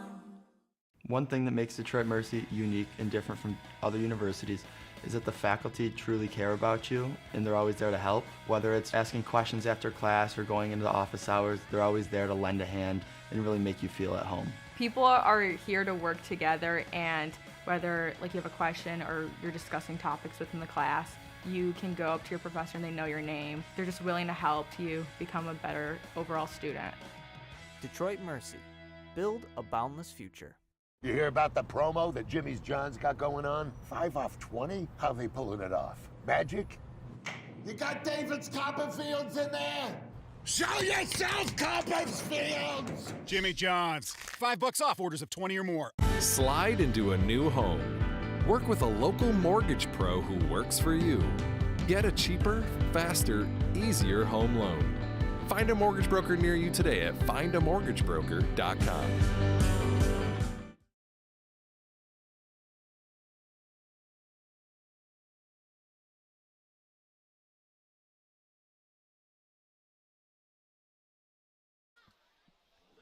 Welcome back to Jimmy John's Field, everyone. Those youngsters enjoying the action here today. Got some Hoppers fans, it looks like. I was going to say, the one on the left has that nice that's 4th sharp, of July isn't it? Hoppers tee, yeah.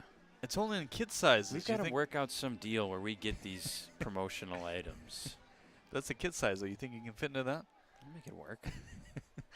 Cut the sleeves off, maybe. Workout shirt. It sounds like a 4th of July type of thing to do, right? Yeah. Yeah. Barbecuing it tomorrow.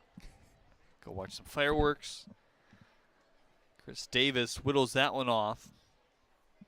Wazinski out there for the 6th inning. I bet we see Shea into the 6th as well. A little bit more leash probably in terms of the amount of guys or lack thereof that these two teams want to work in, as Porter has to come in and sees it sink for a base hit to begin the 6th. So Chris Davis ticking up the on-base percentage here today. Walk, single. Yeah, that'll certainly do the trick to bring those numbers up. Like we said, you can see the improvement from him at the plate, seeing the ball better, squaring it up a little bit more, not swinging at as many bad pitches. That's indicative of how he's improved and made those adjustments as a pro. First pitch to Castillo, ripped to left. Marcoux gauging it well to the edge of the warning track for the first out. Thought Marcos Castillo was going to make me a very happy man. I pegged him as one of the guys to look out for as a home run candidate today. Had some pop off that swing there. He's been so much fun to watch, both defensively and at the plate. He's just really been a spark plug for this Beavers team, who's gone on a run, winning 4 in a row and 5 of 6, and that's due in large part to the new addition of Marcos Castillo. First pitch to J.D. Stubbs, high and away. Velo dipping a little bit. The pitch before that was 85. That one 86. So watch that as this 6th inning unfolds. Good-looking slider in the inner half.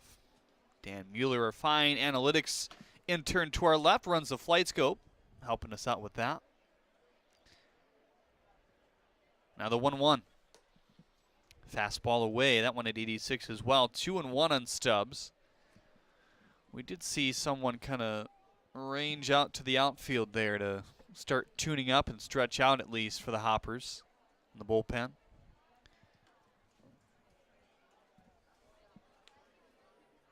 I think that's Ferry. Harry Orth, unless Ferry switched to 23. I think No, Harry Orth grew a mustache. That's what I was trying to locate there. I saw it from back here. I saw the mustache, but I thought it was double digits on the number, and we know Ferry's number 6. Pass the diving glove of Burke. Davis hits the bag at second. He's got wheels, heads to third. Will stand up there, and now runners on first and third as the Beavers try to add to a slim lead. Yeah, with Chris Davis on first, there's only a few spots you can put it if you're going to hit a single where he won't be able to go first to third. That would probably be shallow left field on a hard hit ball. Other than that, he's got the speed on those legs to get to third base, and another something brewing here for the Beavers.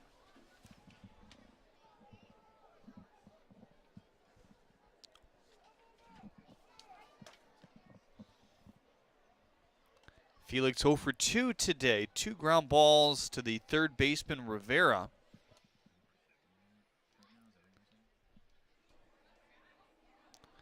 Wellington Guzman would be next. Just 1 out here in the 6th. Beavers would love to add to the lead.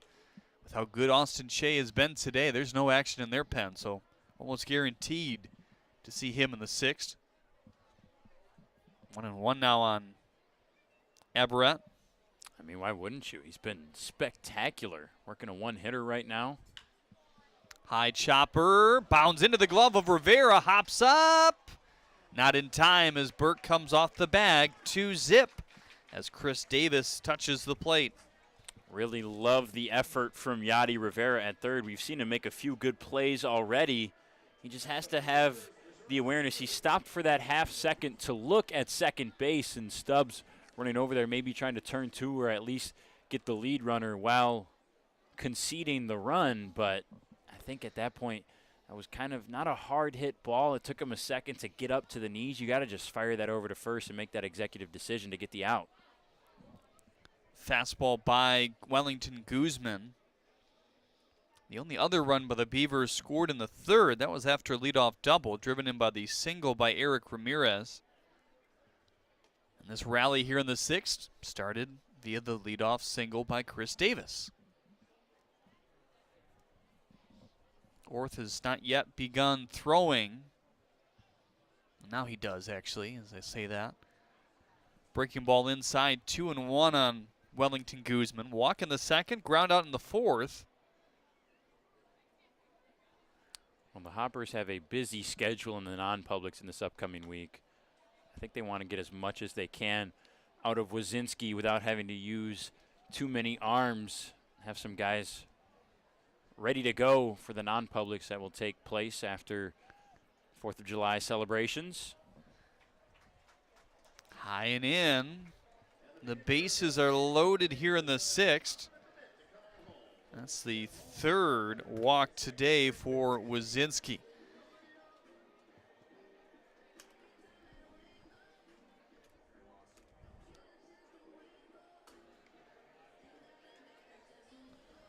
So Ryan Kotke will make his way to the mound, probably to try to buy some time for his reliever here. Yeah, we've seen Kotke do this a few times also, just to discuss strategy. He's no stranger to that and is a big fan of it, and sometimes it's worked for the Hoppers. The big thing for Wazinski is he just needs to get this out. Worry about this batter. He's not given up a hit this year in 14 at-bats when he's had 2 outs. So if he can just get to that second out without giving up another run, the Hoppers will be in decent position.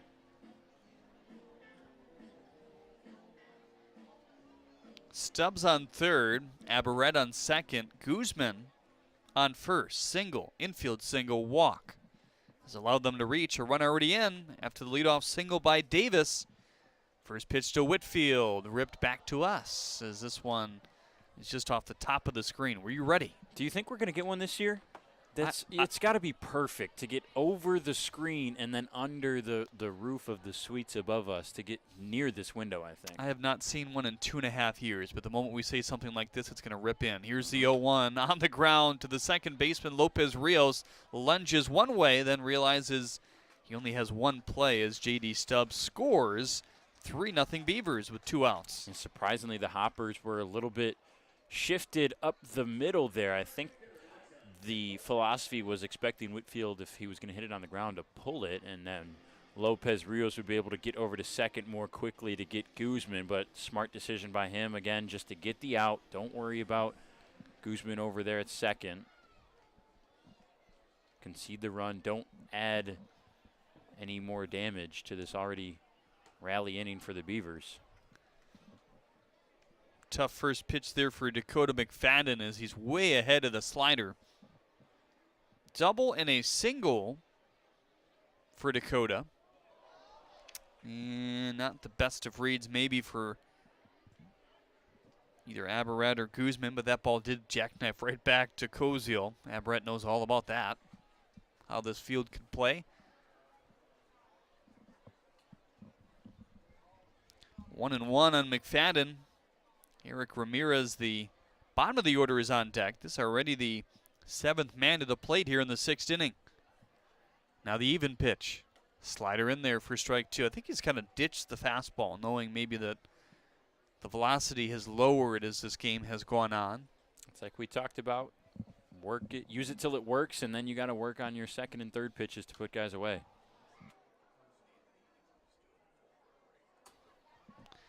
1-2 on McFadden. And like 2 there, he goes away from the fastball for a few pitches and then pulls it back on the 1-2. Got the velocity to tick up a little bit, 88. It's kind of like recharging it when you go away for a few pitches. You can get that velocity to kind of ride back up a few miles per hour. That one bites the top of the foot. It looks like there of Dakota as he tries to shake it off.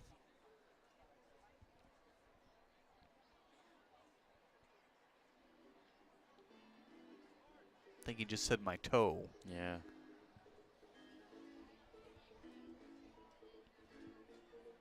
He probably wishes he wasn't even in that position in the first place. He was way ahead, as you mentioned, on that first slider, and he saw the second one and watched it go by for a strike, and he really wanted it. You could see it on his face after. 1-2, tipped into the glove for strike 3. So Wazinski gives up a couple runs here in the 6th as the Beavers' lead expands. Well, when it's time for baseball, it's time for beer. Two Hearted Ale has been named the #1 beer in America for the past 4 years by members of the American Homebrewers Association. Play ball with the best. Two Hearted Ale, the iconic American IPA from Bell's Brewery, Comstock, Michigan. Please drink responsibly. Back with more after this on the USPBL Network.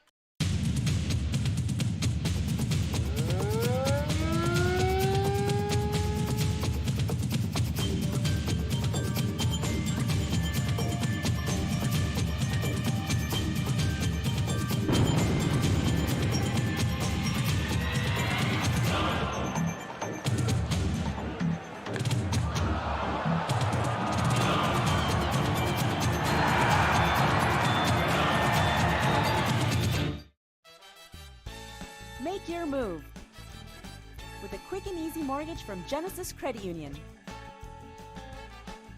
We have mortgages to fit your life. Genesis Credit Union. Visit us today.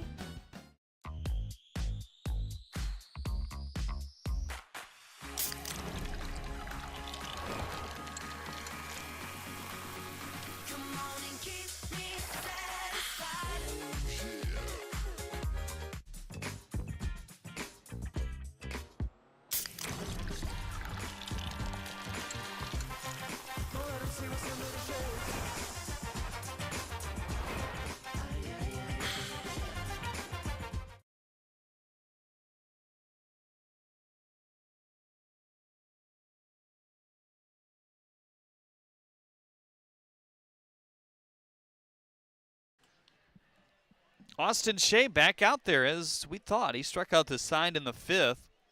He struck out the first 4 of 6 that he faced in the first couple innings of work, then kind of went back to the contact, but he's been fun to watch here today. By far his best start, 67 pitches deep.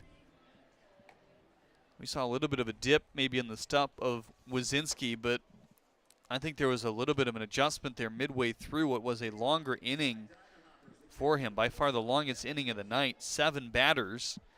Right around Stubbs or Aberrett, he started ditching the fastball, which the velo was down from the beginning of the game. More exclusively with the slider. Got Dakota McFadden swinging on it from the get-go in that at-bat. Really kind of established the tempo, I think. First pitch to Kevin Koziel is low. 1-0. Well, the rest of the league better be put on notice, and they have something lying in the wake on their schedule when the Beavers come to town to play them, because this team has just really turned it around after the first 8 or 9 games. I mean, the deepest guy a starting pitcher has gone in the year so far is Trevor Jackson on this Beavers team, who went 7 innings, and now we see Shea so far into the 6th. We haven't seen that many times this year as well, and their bats have come alive on the other side with these newcomers and these new spark plugs like Luke Fenley and Marcus Castillo. They're really fun to watch, and they've won a few in a row now. 2-1 here on Koziel. Fly out to right in the 3rd, and wow, that one, did that catch the throat of Aberrett? I have not. That was awkward the way it came back and hit him. I've never seen that before.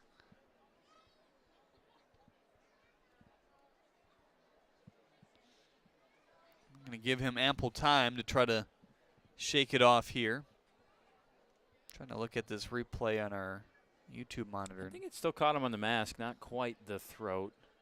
Near like the chin area on his left side. Where it kind of juts down, so maybe that's why the mask came off. Certainly awkward, definitely understandable to give him a few extra seconds to recoup. Some stretching. That's Galindo sitting down. He was expected to be one of the first out today. 2-2 on the corner for strike 3. Koziel not thrilled, but that's now 4 straight Ks for Shea, his 8th of the night. Unreal, and you can just see when he struts off that mound with so much swagger. He is feeling himself right now, and absolutely should be. Have a day, young kid.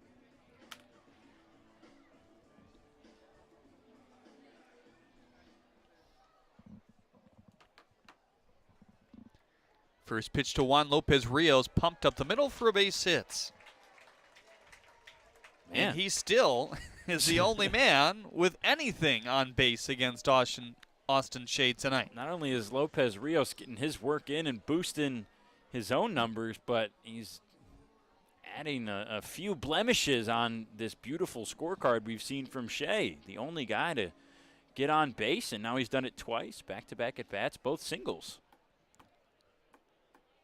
3 runs off 7 hits and no errors for the Beavers. No runs off 2 hits and no errors for the Hoppers tonight. That one hit Shea, rebounds Fenley, moving one direction, had to jackknife the other for the first, or for the second out, I should say, here in the 6th.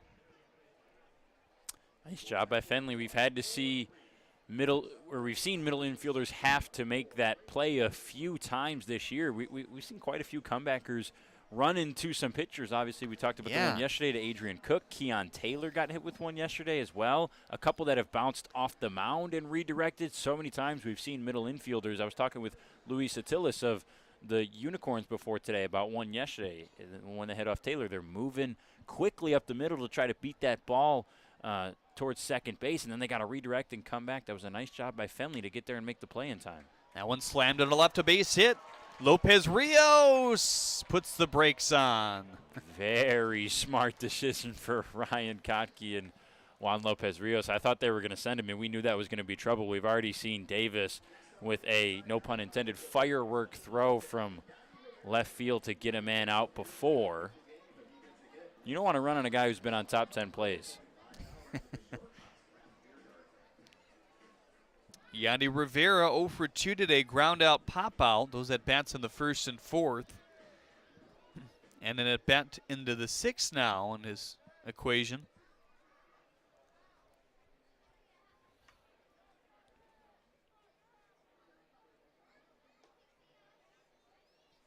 Looks at a ball low.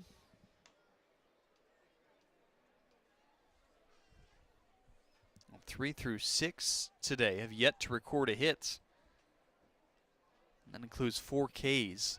Runner in motion to second, and Aberrett with 2 outs, and the lead runner at third will eat it there. It's a good read by Porter. Shea had a little bit of a slower move to the plate that time. There was no chance for Aberrett to even throw down to second. No point in even wasting the effort. Now the 2-0. Fastball low and in, 3-0 on Rivera now, the third baseman here today. Kind of had an awkward slip out of the batter's box in his first at-bat. No injury there, though, as he's obviously good to go. That's Devin tuning up for the Beavers, the 3-0. Shot foul. Very aggressive secondary lead as that pitch was being delivered by Lopez Rios, kind of in that area with the righty on the mound and the runner on third where you can distract a bit.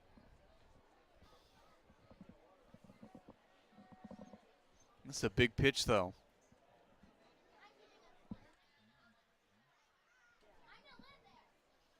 (3-1). Back towards the Cabana Suites there.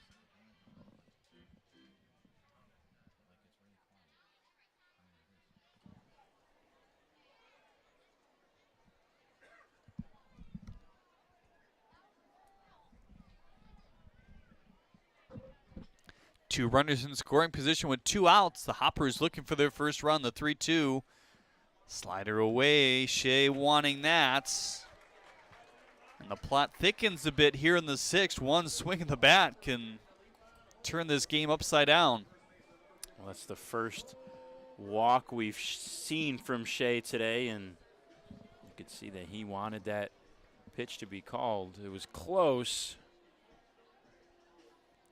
I think that's the right call, though. Good frame from Aberrett, but I think Shea more necessarily wasn't, wincing to get the call, but wincing that he didn't get that pitch a little bit closer. Joe Burke today 0 for 2, 2 contact outs. First pitch fastball high. I was interested to see what they went to, as we talked about before.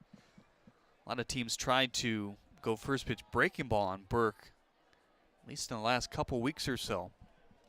He's voiced his frustrations about how little fastballs that he sees, but with the bases loaded, nowhere to put him. This is a really good opportunity for him to see more than one. Not just necessarily that he said to me, I only see like one fastball in that bat, and he clarified not one fastball, but one hittable one. Sure. And if I'm not ready for that, or if I can't catch up to it, I'm really not going to see a good fastball to hit, and that's understandable. He's probably one of the top 3 hitters in the league, at drawing walks and hitting for power and just squaring up on the ball and making good, clean contact every time.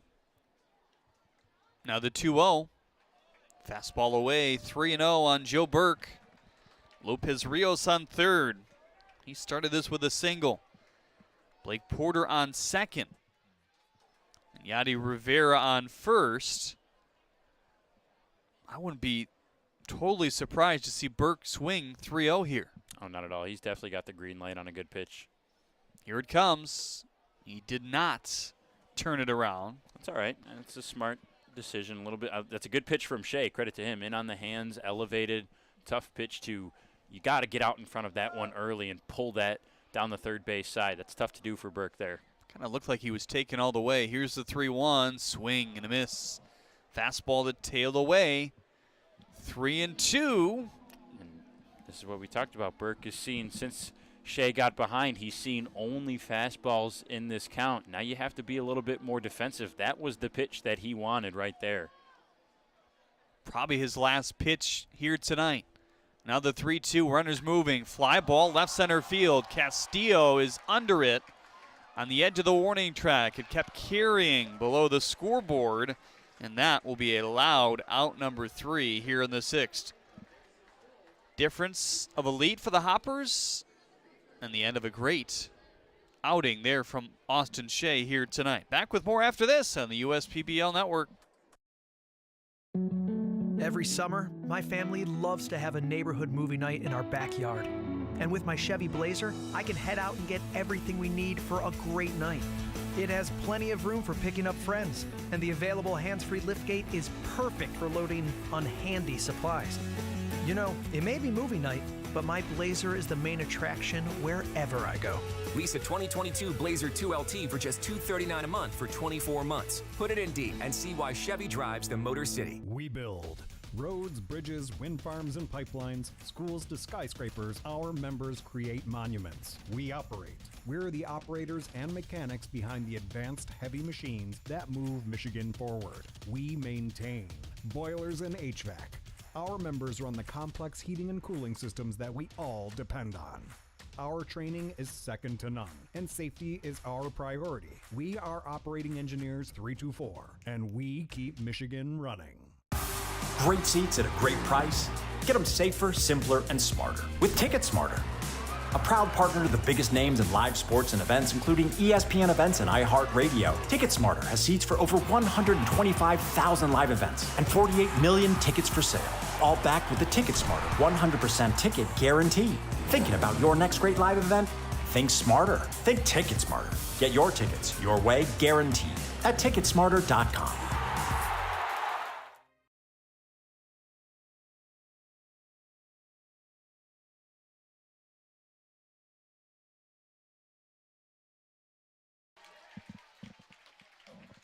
Wazinski is done after 6 complete here today. Had a little bit of a rough 6th inning, but otherwise a good outing for Wazinski. We're starting to see some pitchers go longer as his season wears on as well. Beavers were able to tag 2 off him in the 6th. To add with the 1 run they scored in the 3rd. Things got tight in the top half of this inning as well. Austin Shea, after recording a couple outs, saw the bases load with Joe Burke at the plate. Hit a deep fly ball to left center field, but squeezed for the 3rd out as Orth looks to keep this game right where it is as Ramirez jackknifes that one foul, 0-1. Jamie Orth says Harry is still sporting the Ted Lasso stash from 2 weeks ago, so there you go. Similar stature certainly to Carson Ferry as well as Ramirez shoots it foul. Andrea Schultz says, enjoying our first game at Jimmy John's Field tonight. Well, welcome, Andrea. Hope you're having fun. Lorena Pena rooting for Alex Pup today. The 0-2. Dipped low.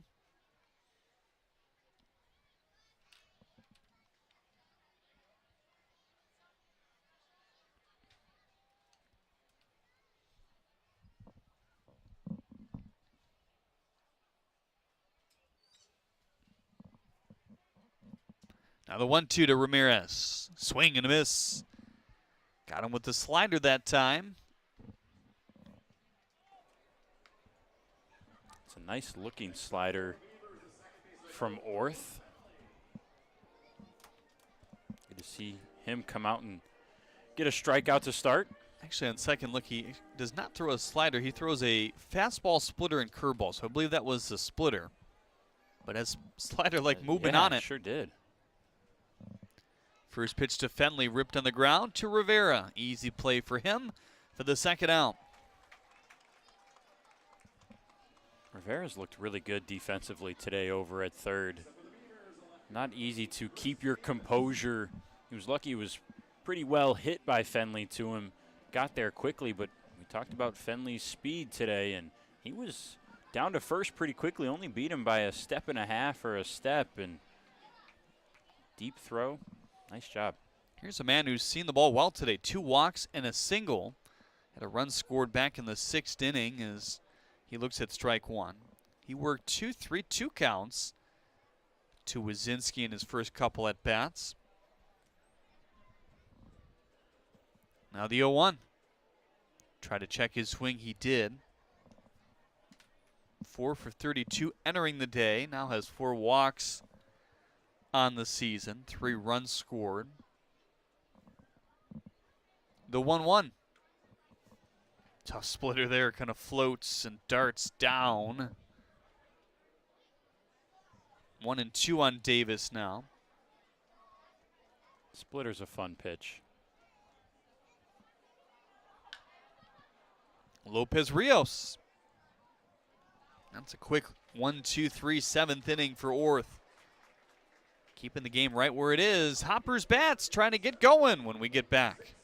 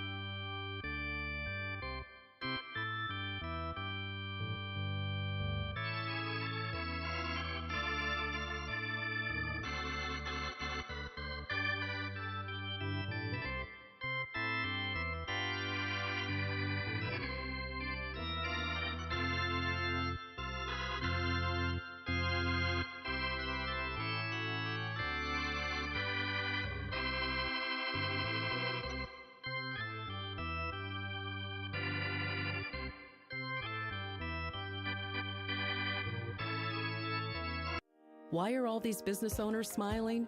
Because they rely on Tryon to handle difficult and time-consuming HR tasks like payroll, benefits administration, and more. Working with one of the nation's top professional employer organizations provides access to top-tier healthcare and employee benefit plans and Tryon's team of attorneys and HR experts. With Tryon, you don't have to grow it alone.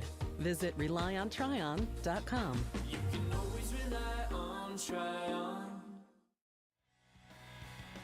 What makes Detroit Mercy so unique is the fact that it's in the middle of Detroit. The urban setting is really fantastic to be a part of, and especially with their service learning programs, you really get a chance to be a part of the community. My education here isn't just academic. This school wants you to be the best you that you can be. All aspects of the things that I do here have participated in giving back. Detroit Mercy. Build a boundless future.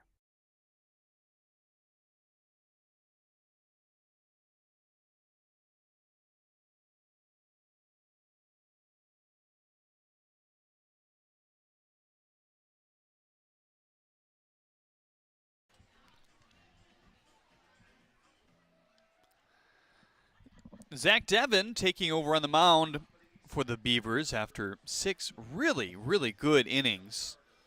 And you'd like to see what Austin Shea did at the end as well. You know, maybe the stuff tapering a bit, his longest inning or outing of the year by far, but he walked Yadi Rivera on a 3-2 pitch, then faced another 3-2 count to Joe Burke. Got him to fly out to left center field to strand the bases loaded and keep this game right where it is. Yeah, Jeremy, you said a really, really good outing for Shea. I'm going to add a third really onto that. Really impressed with his walk to strikeout ratio, only 1 walk to 8 Ks. Just was really solid all day, much improved from Shea as compared to his last few starts before then. Line into left field, a base hit and more. Schellenbarger around the first base bag, and he will head to second base with a leadoff double here in the 7th. Well, we talked with Ryan Kotke pregame that, you know, because of that little jumpiness in the feet from Schellenbarger and just, you know, if it ain't broke, don't fix it. He's more of a line hitter. He's not going to sky the ball like we've seen from guys like Joe Burke or Nick Kreitzer and Yadi Rivera in this lineup. And there's another liner right there for an extra base hit. That's what that leads to a lot for Schellenbarger, and it's been successful for him in the start of his professional career. Here's Nick Kreitzer now 0 for 2 with 2 Ks as he looks at a strike here to begin his at bat in the 7th.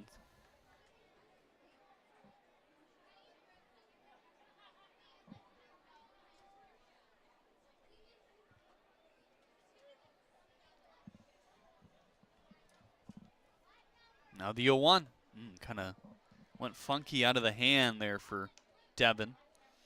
2-seam and a 4-seam fastball, a changeup, a slider, and a curveball for this graduate of Livonia Clarenceville and Spring Arbor University. I think that last pitch is due to the mechanics change that Devin has made lately. When he first started this year, was more of a drop and drive toward the plate kind of guy, and since working with Mitch Aker and Shane McCaddy has developed a larger leg kick, and just adjusting to that, he's left a few pitches elevated, and he'll be the first guy to tell you that. 2-1 is low, 3-1. DVS in general, a big fan of the leg kick. And you know, for injury reasons is why they're a big fan of it, and just for overall efficiency on the mound. But Devin, who has dealt with some knee injuries in the past, nothing here at the USPBL, says it felt better on his knees. Kreitzer will look at a ball outside. Walks have been at a premium today for these Hoppers batters, and that's music to the ears of the pitching staff and certainly Austin Shea, who did not walk a batter again until his final inning, but just 1 tonight compared to 8 strikeouts. There's Jesse Galindo tuning up in case he's needed here in the 7th. And just overall for this pitching staff, that's good to hear that walks have been at a premium. Obviously, that's a big credit to Austin Shea. We'll see what the bullpen can do, but they've got guys like Nick Shaw and Eric Sandus who have kind of struggled with that elevated walk rate, you know, walks per 9. Here's Noah Marcoux. He's 0 for 2 today as well. The 7th strikeout victim for Shea back in the 5th. This one pounded foul. 1-1 on Noah Marcoux now. Kevin Cozio on deck with Juan Lopez Rios to follow. First 2 men have reached here in the 7th inning. Leadoff double by Schellenbarger, and then the 3-1 walk by Kreitzer. Away 2-1, and that's just another case in point. We talked about it earlier. Kreitzer really starting to see better pitches, extending at bats. And it's not going to have a huge impact right now on this game, but it sure could if Marcoux is able to poke one out or hit one into the gap. Now the 2-1. Fly ball to left center field. Castillo going over, so is Davis. Davis cuts it off the left fielder and guns one in to Ramirez. And everybody will go back to where they were. Despite the throw being a little bit to Davis's left of the third base bag, and Schellenbarger probably would have been safe had he tagged. He thought about tagging took a few steps and then retreated. That's a good decision by him and Ryan Kotke. Like we talked about, the arm from Davis has been pretty impressive in the few games that we've seen him put it on display. Runners on, 2 runners on with just 1 out is still a pretty good position to be in. First pitch to Kevin Koziel from the stretch. Can of corn. Stubbs and Fenley converging. It's Fenley who drifts behind the first base bag for a quick second out. So how about these Beavers trying to once again limit the damage here in the 7th? The Hoppers are going to be kicking themselves if they can't at least move around these base runners, let alone bring them home. Something they've struggled with a little bit. Ryan Kotke admitted that pregame, said, you know, we can't keep leaving guys stranded out there. You have to bring them around at some point. Especially in scoring position. He's talked about his team struggles with that. Got by Aberrett. Base hits only mean so much if you can follow them up with more base hits. That's a rarity right there for Felix as well. Vaughn Joshua was kind of talking about that before the game. He just doesn't let balls by him. And that is true music to the ears of Beavers fans and staff. They had so much catcher turnover at the start of the year, just really couldn't find someone who could be consistent defensively. They were so focused on getting someone who could stop balls that they said, hey, if we find someone who can be a good catcher defensively, frame a few pitches and not let anything get by, and if they happen to hit, that's a good thing, but we just want someone who will be consistent and great behind the plate for us. And Aberrett has been that and more. He's hit well, too. Now the 0-2.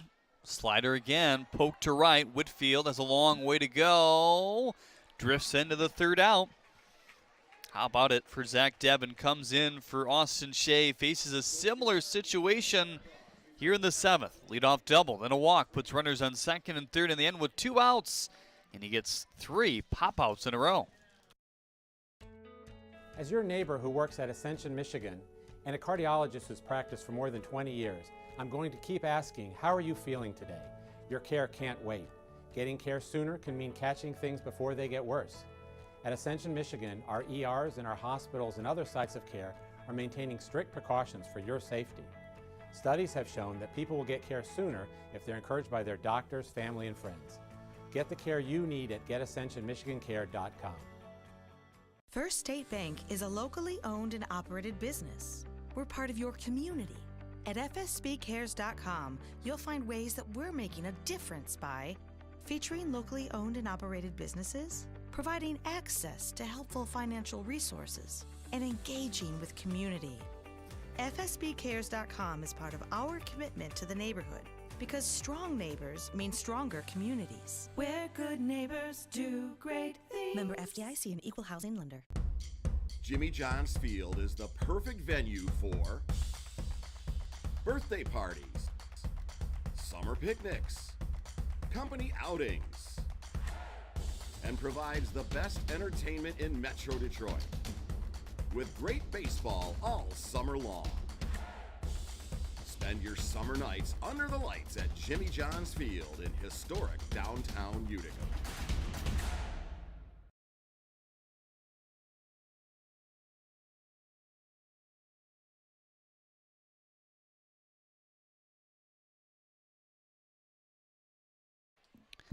Fans hanging out on the lawn here tonight. Pretty soon we'll get a good look at the fireworks. A rare Sunday fireworks here at Jimmy John's Field as Harry Orth dips in a first pitch curveball for strike 1.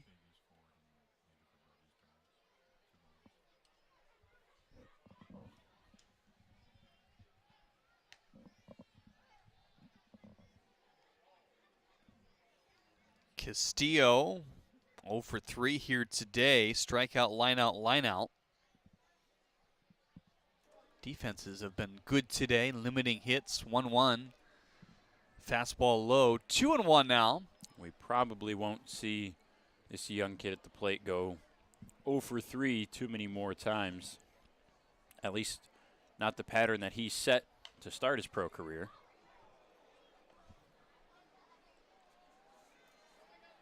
2-2 now as he knocks that one back. A little bit more action in the Hoppers' pen as they try to navigate what's a close game. Been a frustrating game for them offensively, certainly the last couple innings. It's going to be trouble. Pup over to first. Boy, he makes the unroutine look routine at times as Drummond starts to get loose. Yeah, there were talks about Carson Ferry possibly coming out of the bullpen today, but I think with Wazinski being able to go 6, that's not really a need anymore. Ferry will probably get a start in the non-public this week, so we expect Drummond and Mike DeSanti probably here in the 8 and 9 innings. First pitch to J.D. Stubbs. First pitch changeup by him.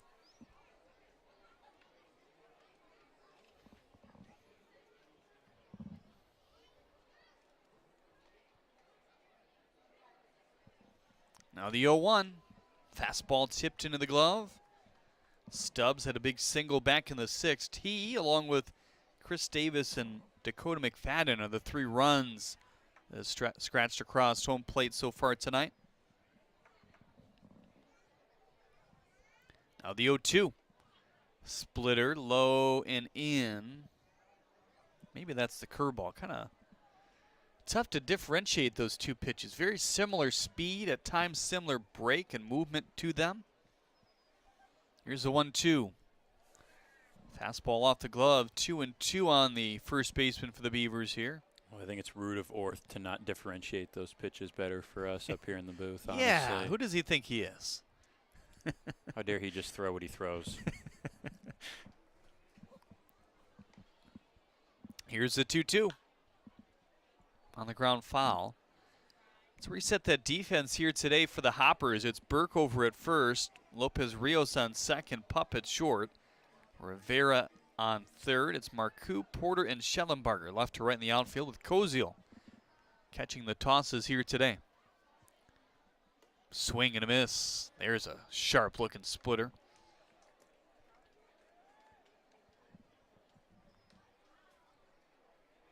80 miles an hour on that splitter with some movement.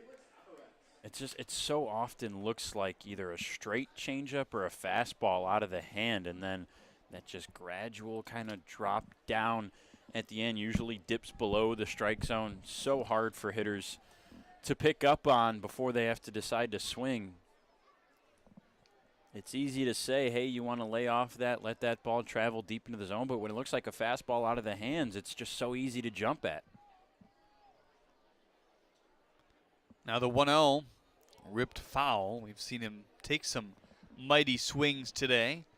Infield single back in the 6th off a diving attempt by Rivera at third. They shade him to pull. Quite a bit. Porter is many steps left of the second base bag. Off the end of the bat, 1-2 now. Which we don't usually see. We've seen Porter, who I've noticed moves a lot out there in center. Typically, he's on the right side of the second base bag, despite a righty or lefty hitter. Ready with the 1-2. Swing and a miss. What a dazzling splitter to the outside corner. His 3rd K here tonight and sets him down 1-2-3. Hoppers looking for some runs. Can they get it? We'll see when we get back. I'm all in with HR and Organizational Development Council. I'm all in with Marketing and Business Development Council. I'm all in with Operations and Member Experience Council. I'm all in with CEO Council. I'm all in with Lending Council. I'm all in with CFO Council. I'm all in with Technology Council. Our credit union is all in with CUNA Councils. Get great seats, safer, simpler, and smarter with TicketSmarter.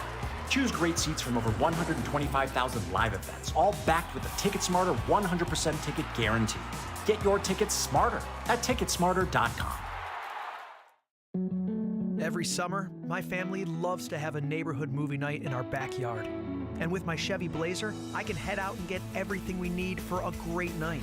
It has plenty of room for picking up friends, and the available hands-free liftgate is perfect for loading unhandy supplies. You know, it may be movie night, but my Blazer is the main attraction wherever I go. Lease a 2022 Blazer 2LT for just $239 a month for 24 months. Put it in D and see why Chevy drives the Motor City. Dunham Sports is a proud partner of the USPBL. Big names, low prices, delivering value since 1937.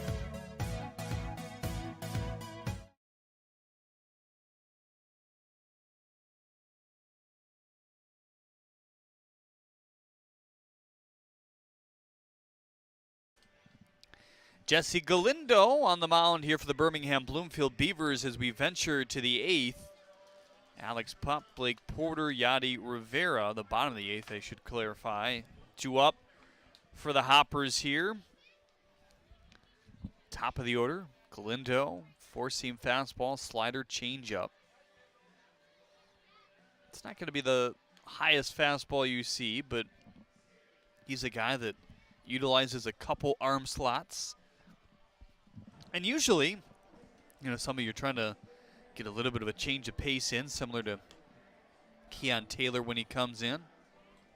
We've seen that work for the Unicorns. They've got the knuckleballer Harrison Aiken, the wide sidearm Keon Taylor. They've got a couple lefties that can come out of the pen. That's the same idea here for the Beavers, but if you're the Hoppers, you probably like seeing Jesse Galindo on the mound. He's given up 4 home runs. That's tied for the league lead of any pitcher, the most that any pitcher has given up so far through this season. And right now, you could really use a long ball to kind of spark your offense a little bit, lift the spirits after what's been a long day of leaving guys on base and just not great hitting, having to face Austin Shea for 6 innings. Pup has 1 career home run thus far in a double. First pitch to Alec is in for strike 1. Alex today 0 for 3. Strikeout, pop out, ground out. A little bit of popcorn, some posters, a little program there. Nice 4th of July headgear too, huh? Yeah, what more could you want? Really can't say enough about the fan experience here at the USPBL. So much fun to be here and enjoy a game with the family at a fiscally responsible price. The 0-2 from the side, pop to right. Whitfield has been busy here today as he hovers under the first out. Well, next Friday, CMU night at the ballpark. You can wear your Central Michigan gear. Get $2 off a grandstand ticket at the box office as well. After the game, you can enjoy the fireworks as well. Gates open at 6. First pitch at 7:05. How about that? Fire up chips. Here's the first pitch to Blake Porter. Slider low. Then on Saturday, you have the Home Run Derby and the All-Star Game. The Home Run Derby will kick off at 5:30, and then immediately following the All-Star Game, it'll be a 7-inning contest. I won't be on the call with you for either of those next weekend, but I will be tuned in for both, especially for the Home Run Derby and the All-Star Game. Those are going to be fun. I got to ask you right now, I think this is a pretty obvious choice. Who's your lead favorite to win the Home Run Derby? 1-1 is in there for strike 2, so you're thinking Joe Burke. No. No? This isn't obvious to you? Ari Sakopoulos. There you go. Yes. Who's your sleeper pick? Nick Kreitzer. I got to give it to Yadi. I got to Yeah? give it to Yadi Rivera. He's going to be a sleeper for me. Just from what we've seen in BP, a pretty consistent guy who can get the ball out of here in batting practice, and that's essentially what the Derby's going to be. It's a shame that Ryan Leaf has only played 1 game in the USPBL, probably not eligible for the Home Run Derby, but just from what we've heard and how many home runs he hit in college and watching 1 batting practice, he would have been fun to watch. Strike 3, Blake Porter goes down for the 2nd time today looking on strikes, and now that's 2 up and 2 down for Galindo. Some Hoppers fans on the edge of their seats hoping that they can see some offense here in the 8th.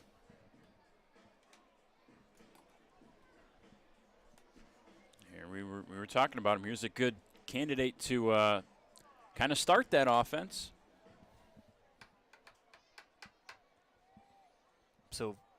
Austin Shea went 6 tonight. Zach Devin relieved in the 7th. He saw some immediate pressure. A leadoff double by Schellenbarger, who reached 3rd, and then a walk by Kreitzer. But 3 straight pop-outs, 2 of them to the outfield, made sure that those runs did not score. Shea also stranding the bases loaded in his last inning in the 6th. Other than that, Austin mowed them down in the first 5. He was really fun to watch today. 1-1 shot to Fenley. He's also been busy. Yeah. The right side of the diamond getting the work in today. 1-2-3 inning for Galindo. Last chance in a couple at bats, but first the Beavers looking to pad their lead. We're the financial champion of Michiganders. Whether you're a goal getter or dream chaser, an empty nester or up-and-comer, anyone in Michigan can bank with us. Michigan Schools and Government Credit Union. You hear about the promo that Jimmy's John's got going on? 5 off 20? How they pulling it off? Magic? You got David's Copperfields in there? Show yourself, Copperfields! Jimmy John's. $5 off orders of 20 or more. Slide into a new home. Work with a local mortgage pro who works for you. Get a cheaper, faster, easier home loan. Find a mortgage broker near you today at findamortgagebroker.com. Jimmy John's Field is the perfect venue for birthday parties, summer picnics, company outings, and provides the best entertainment in Metro Detroit with great baseball all summer long. Spend your summer nights under the lights at Jimmy John's Field in historic downtown Utica.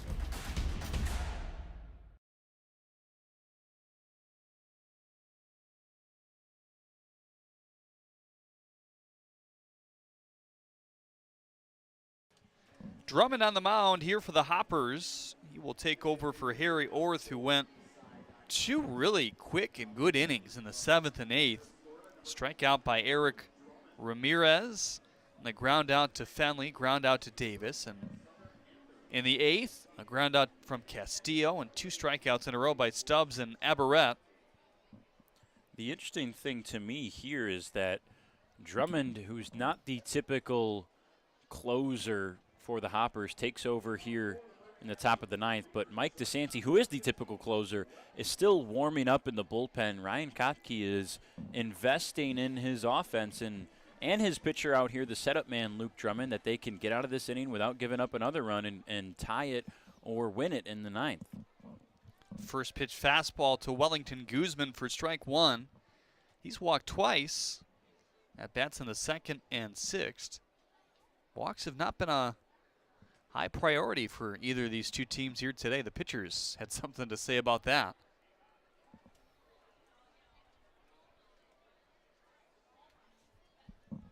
Now the 1-1 from Drummond. Tipped into the glove. Drummond 6'4", 240 pounds. Just turned 23 on June 9th.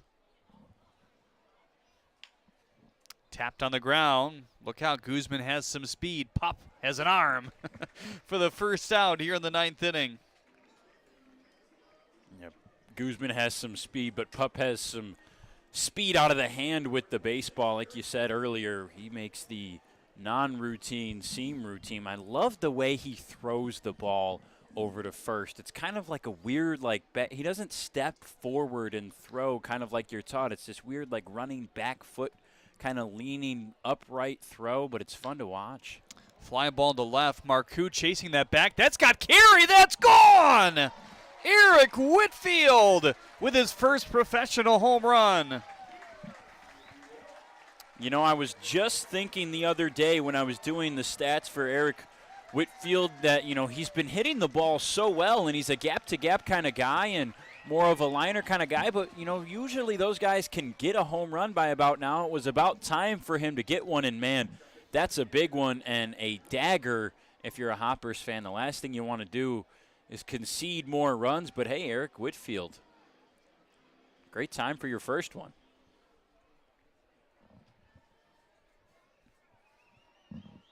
Been busy in the outfield today and right. Made some nice catches earlier. First pitch, McFadden chasing one high. Here's another sleeper pick for the home run derby. Yeah, that's right. Kind of forgot about McFadden for a moment. Talked about his strength earlier. Drummond working quickly. Now the 0-2. Skipped away. McFadden's a competitor, too. I feel like he was one of those kids growing up who was just good at random athletic stuff like that, you know, and as long as you're competing with friends or, you know, other opponents, he's going to be good. Nearly hit him there. Curveball. 2-2 on the designated hitter tonight. Double back in the third, single in the fifth. Just looked out of sync a bit in his last at-bat against Orth from the get-go. The 2-2. Fly ball to center. Porter looking at that one to dead center. It flies just below the flagpole, but Blake had a good beat for the second out here in the ninth. Luke Drummond thought that was trouble off the bat. You could kind of see a little bit of disgrace on his face after that, and understandably McFadden caught a lot of that baseball but put it to the deepest part of the field. Drummond, the graduate of Birmingham Southern, that's a Division III. 2021 stats, read a 3.18 ERA and 10 appearances out of the bullpen. 1-0, swing and a miss. He was kind of unsigned after his college season, so ended up playing in the California Winter League here in 2022, where a lot of USPBL pitchers and players are found. 1-1, that's a fair ball down the third base line. Ramirez just nipped, no. Burke dropped the baseball down the first base line there. I'm not sure if that has anything to do with that new glove you see on Joe Burke's left hand there, that teal glove. That was kind of a tough scoop, but I noticed him get that glove like 2 or 3 weeks ago, and I was kind of joking around with him. You got 2 of everything, batting gloves, bats. You got 4 bats, 2 actual gloves, and he brings them everywhere to practice and to games and stuff, but obviously only uses 1 of each during the game. And I asked him about the teal glove, and he said, yeah, I'm going to bring that out this week. It's finally broken in. A few times I would catch the ball, and it would still move around a little bit in the web, and now that it's broken in, it's not doing that as much, but maybe kind of came back as an issue there. Usually that's a catch we see him make. He's been pretty good defensively, picking balls at first all year. 1-1 on Fenley, 0 for 3 in his last 3 tries. Did have a single back in the first, was caught stealing. That first steal will come sooner than later, you'd think. 1-1, lollipops over the head that time. Second pitch we've seen like that. The other to McFadden that nearly hit him. Glad you could tune in here on July 3rd. Hope you are enjoying maybe a barbecue today and or tomorrow or both. 2-1, popped foul.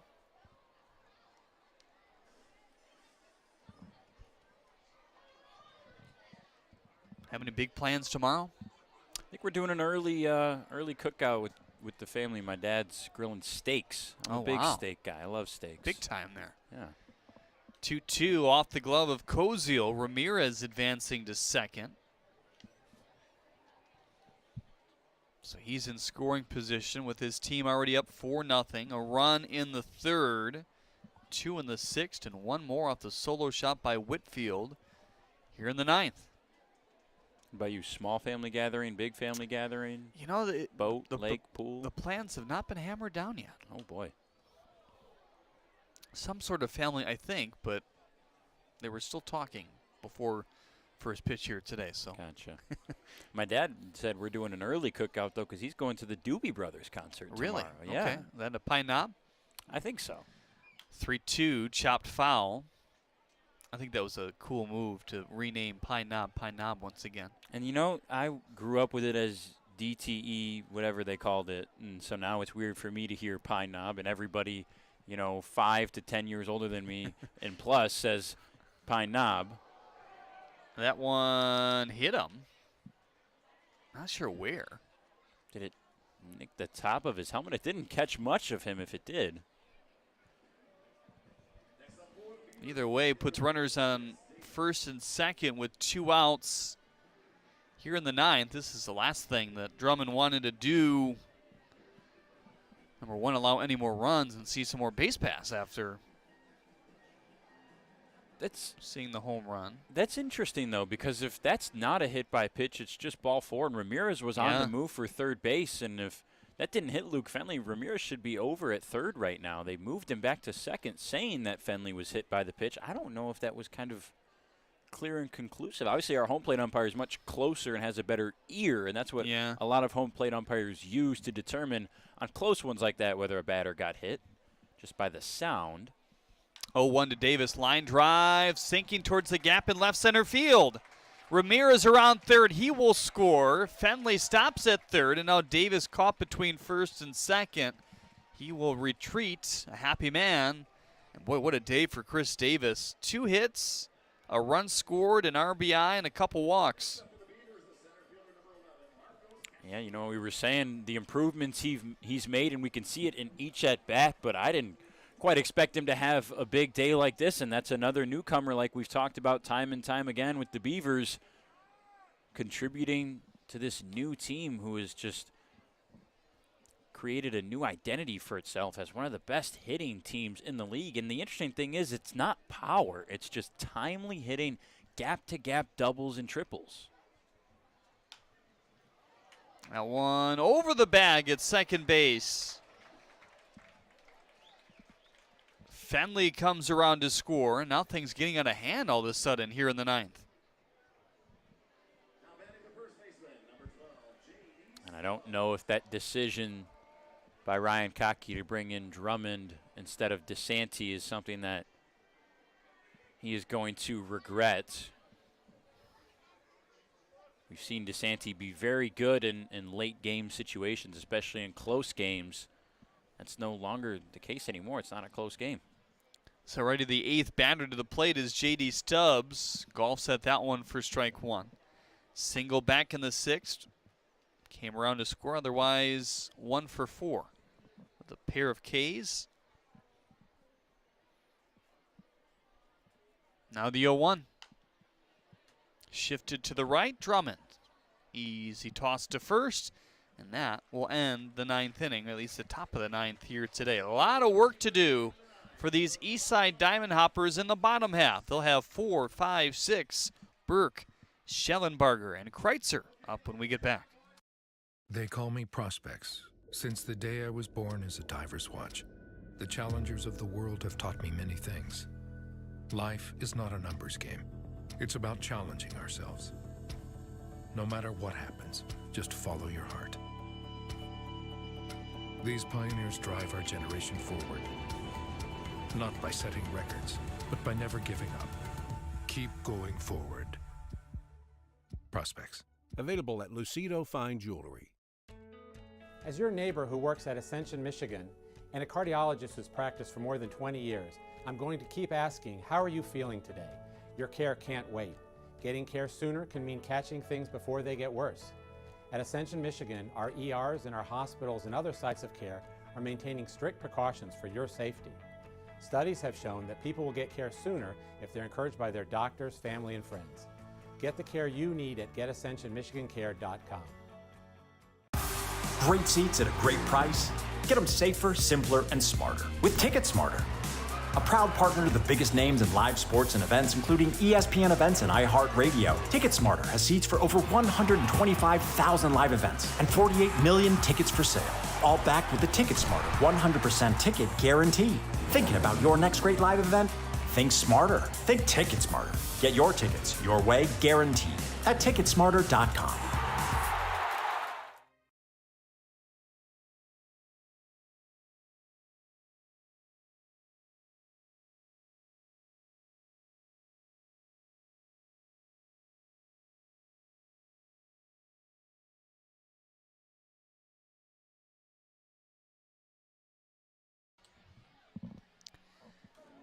Nick Shaw takes over on the bump here for the Beavers.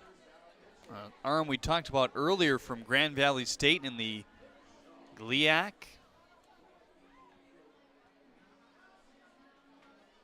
Has a good arm. Somebody they're looking forward to seeing a little bit more of. Made 19 appearances this year for Grand Valley out of the bullpen as their closer. 11 saves through 25 and a third innings of work. And included 43 strikeouts as well. Yeah, I think those 43 strikeouts are attributed to that mid to high 80s slider that he has that almost acts like a cutter sometimes. It doesn't quite have the lateral movement that you would expect from a slider or a cutter, but it's got the vertical drop. It looks like a changeup. When we saw it on Friday, I looked over at our flight scope, and our man Dan put it in as a changeup, and I thought it was too, just with the way it dropped vertically. And I said, my goodness, 88 on that? Wow. And his fastball is up around 93. I think he touched 94 recently. And I talked to Joe Burke, actually, who saw that pitch when he was up at the plate, and he said, no, I saw the spin on it. That's like a slider. And then talking with Mitch Aker and stuff, he said, yeah, that pitch is nasty either way, whatever you want to call it, slider, cutter, changeup. It's a major league slider when he gets it to work horizontally, and even when he doesn't, it's still a nasty pitch to see. 4, 5, 6 due up for these hoppers here as Joe Burke pops it up down the first base line. Stubbs and Fenley going after it. And that's a quick out number 1 here in the 9th. Burke, understandably frustrated, 0 for 4 day for him, and that was that slider that we just talked about. And he was, he seemed ready for it when I discussed it with him, and like he kind of understood the pitch a little bit, and regardless, it's still a tough pitch to hit, and that's indicative of the result right there.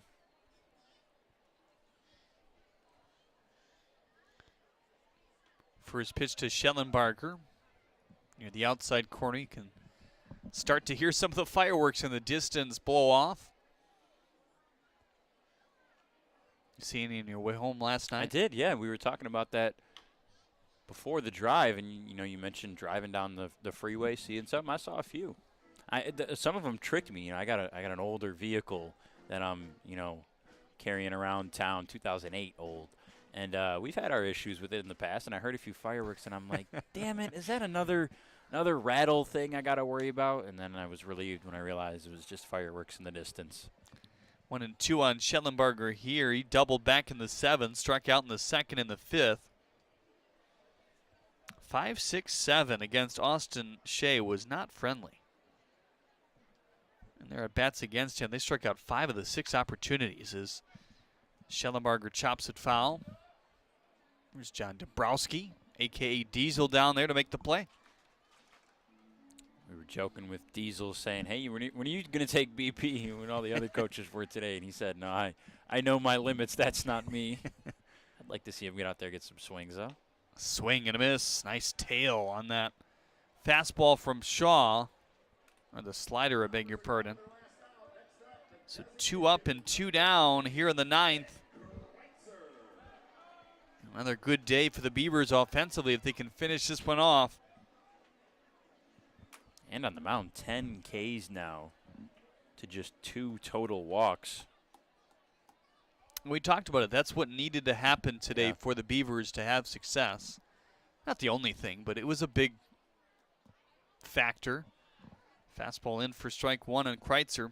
And this is another guy you like to see Shaw get a pop out and a strikeout because he was someone who threw only 6 appearances, so low sample size, but had some issues with walks as well. Obviously still has some work to do to get the last out. Kreitzer, a guy we talked about, has been good at walking lately. 1 and 1 on Nick. Noah Marcoux on deck here. Some more power. Now the 1-1. Ground ball to Guzman. Off the shoot tops, collects, fires to first. And a really good combined effort between Galindo and Shaw here in innings 8 and 9 to keep this game right where it is as they retire the last 6 batters in a row. 6-0. The final score in this one in favor of the Beavers as the Hoppers may be kicking themselves from some of the stranded opportunities they had in this game in the mid to late innings. But regardless, good win for the Beavers. We'll catch up with our player of the game in our Detroit Mercy post-game show shortly here on the USPBL Network.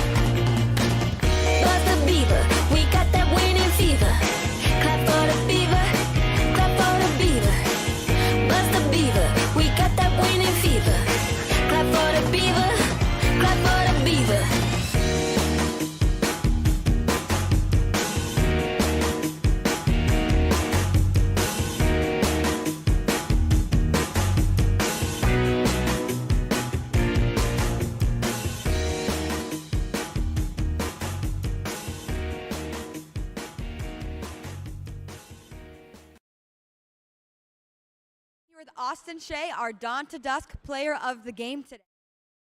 Had 8 strikeouts today, only gave up 1 walk, 3 hits, and no runs were scored on you. So you've just been dominating these last few games of the season. So what's the difference? What's changed since the beginning of the season to now? I think it's just the team kind of coming together. You know, our bats are getting hot, pitching staff's looking great right now. So I think it's just everyone kind of getting hot together. Yeah, for sure. So what's also changed for you? Are you going with a different mindset? What's going on out there? Yeah, my mental approach has changed a little bit. I mean, it was in my head a little bit kind of in the start of the season, but it's been a good change mentally, and you know, just to kind of start winning again. It's been great. Well, it's been working quite well for you. You did great out there today. All right, that is our dawn to dusk player of the game today, so we'll send it right back up to Johnny. You hear about the promo that Jimmy's John's got going on? 5 off 20? How they pulling it off? Magic? You got David's Copperfields in there? Show yourself, Copperfield! Jimmy John's. $5 off orders of 20 or more. Slide into a new home. Work with a local mortgage pro who works for you. Get a cheaper, faster, easier home loan.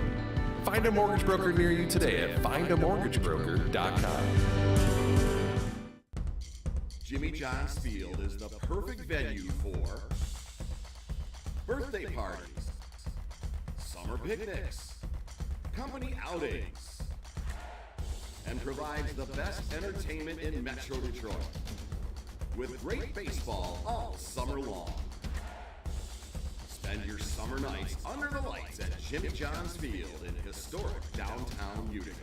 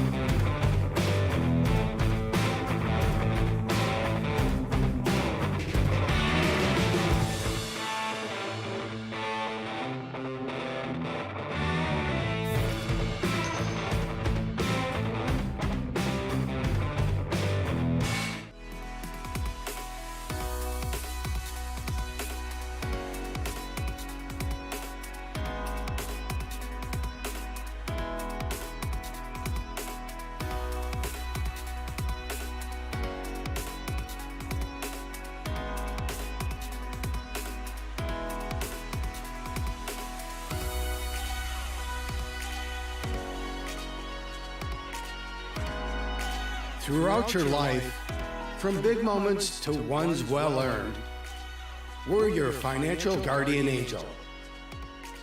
Alliance Catholic Credit Union.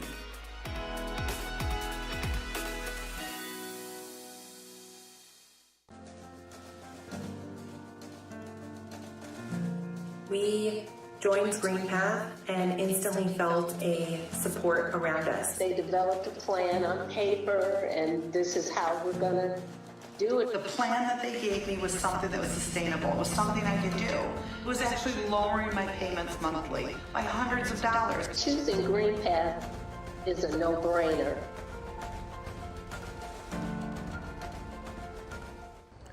There's nothing better than a ball game at Jimmy John's Field and a cold beer from Midland Brewing Company.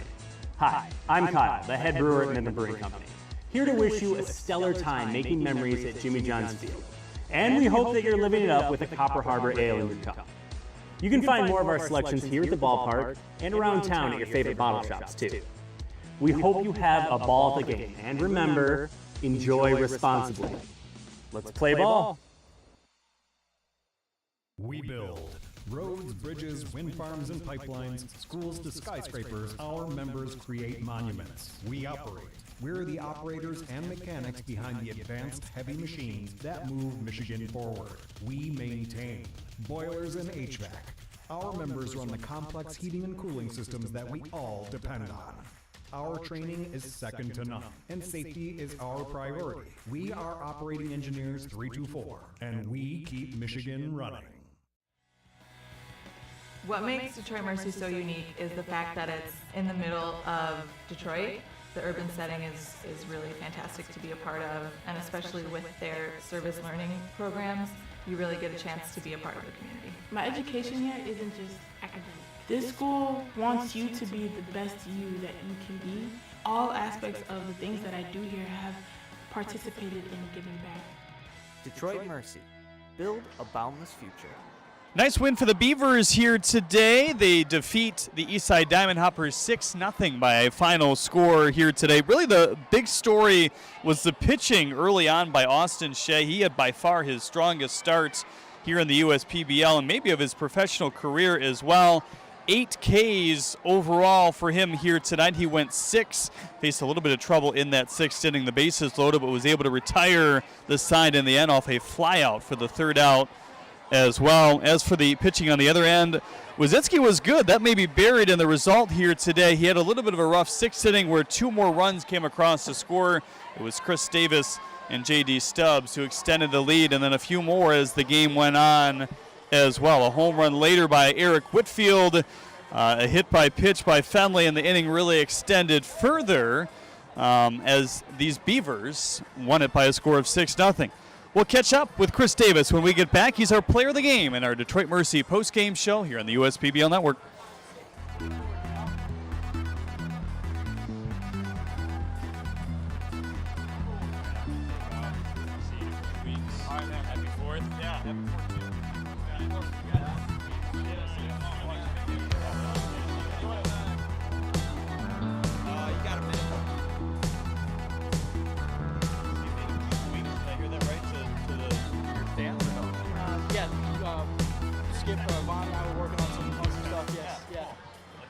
What makes Detroit Mercy so unique is the fact that it's in the middle of Detroit, and especially with their service learning programs, you really get a chance to be a part of the community.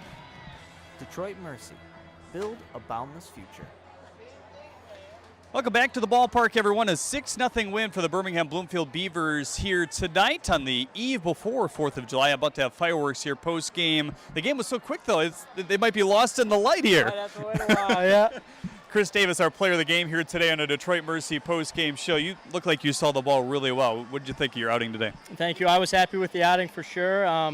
We played good ball from top to bottom, both sides of the ball. Obviously we pitched great, got a great outing from Shea, and bullpen came in and did awesome as well. And we had a whole bunch of hits, so always good to see that, and was very happy with how it went. Yeah. Well, a couple walks and a couple singles for you today. I know you've been tweaking a few things with Vaughn Joshua. What has he been working on you with?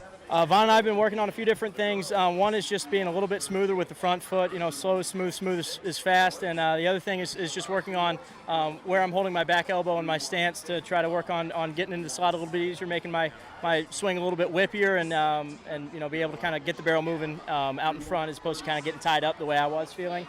And he's obviously a great baseball mind, and it's been awesome to be able to pick his brain about that. And I think the adjustments are really positive, and I'm happy with where we're going. So, how does it feel, I guess, to have a guy like that, behind you and knowing, what he knows? It's fantastic. It's great, and it's just having him around the ballpark every day, and the little nuggets of wisdom that he drops, and the stories are great too. So it's awesome to get to play for him. We talked a little bit about Austin Shea's outing. It's got to be really fun to play behind a guy like that. It sure is, and he was pounding the zone tonight, and it's always easy to play behind a pitcher who's thrown that percentage of strikes and really just attacking the zone, attacking hitters, getting the bat moving.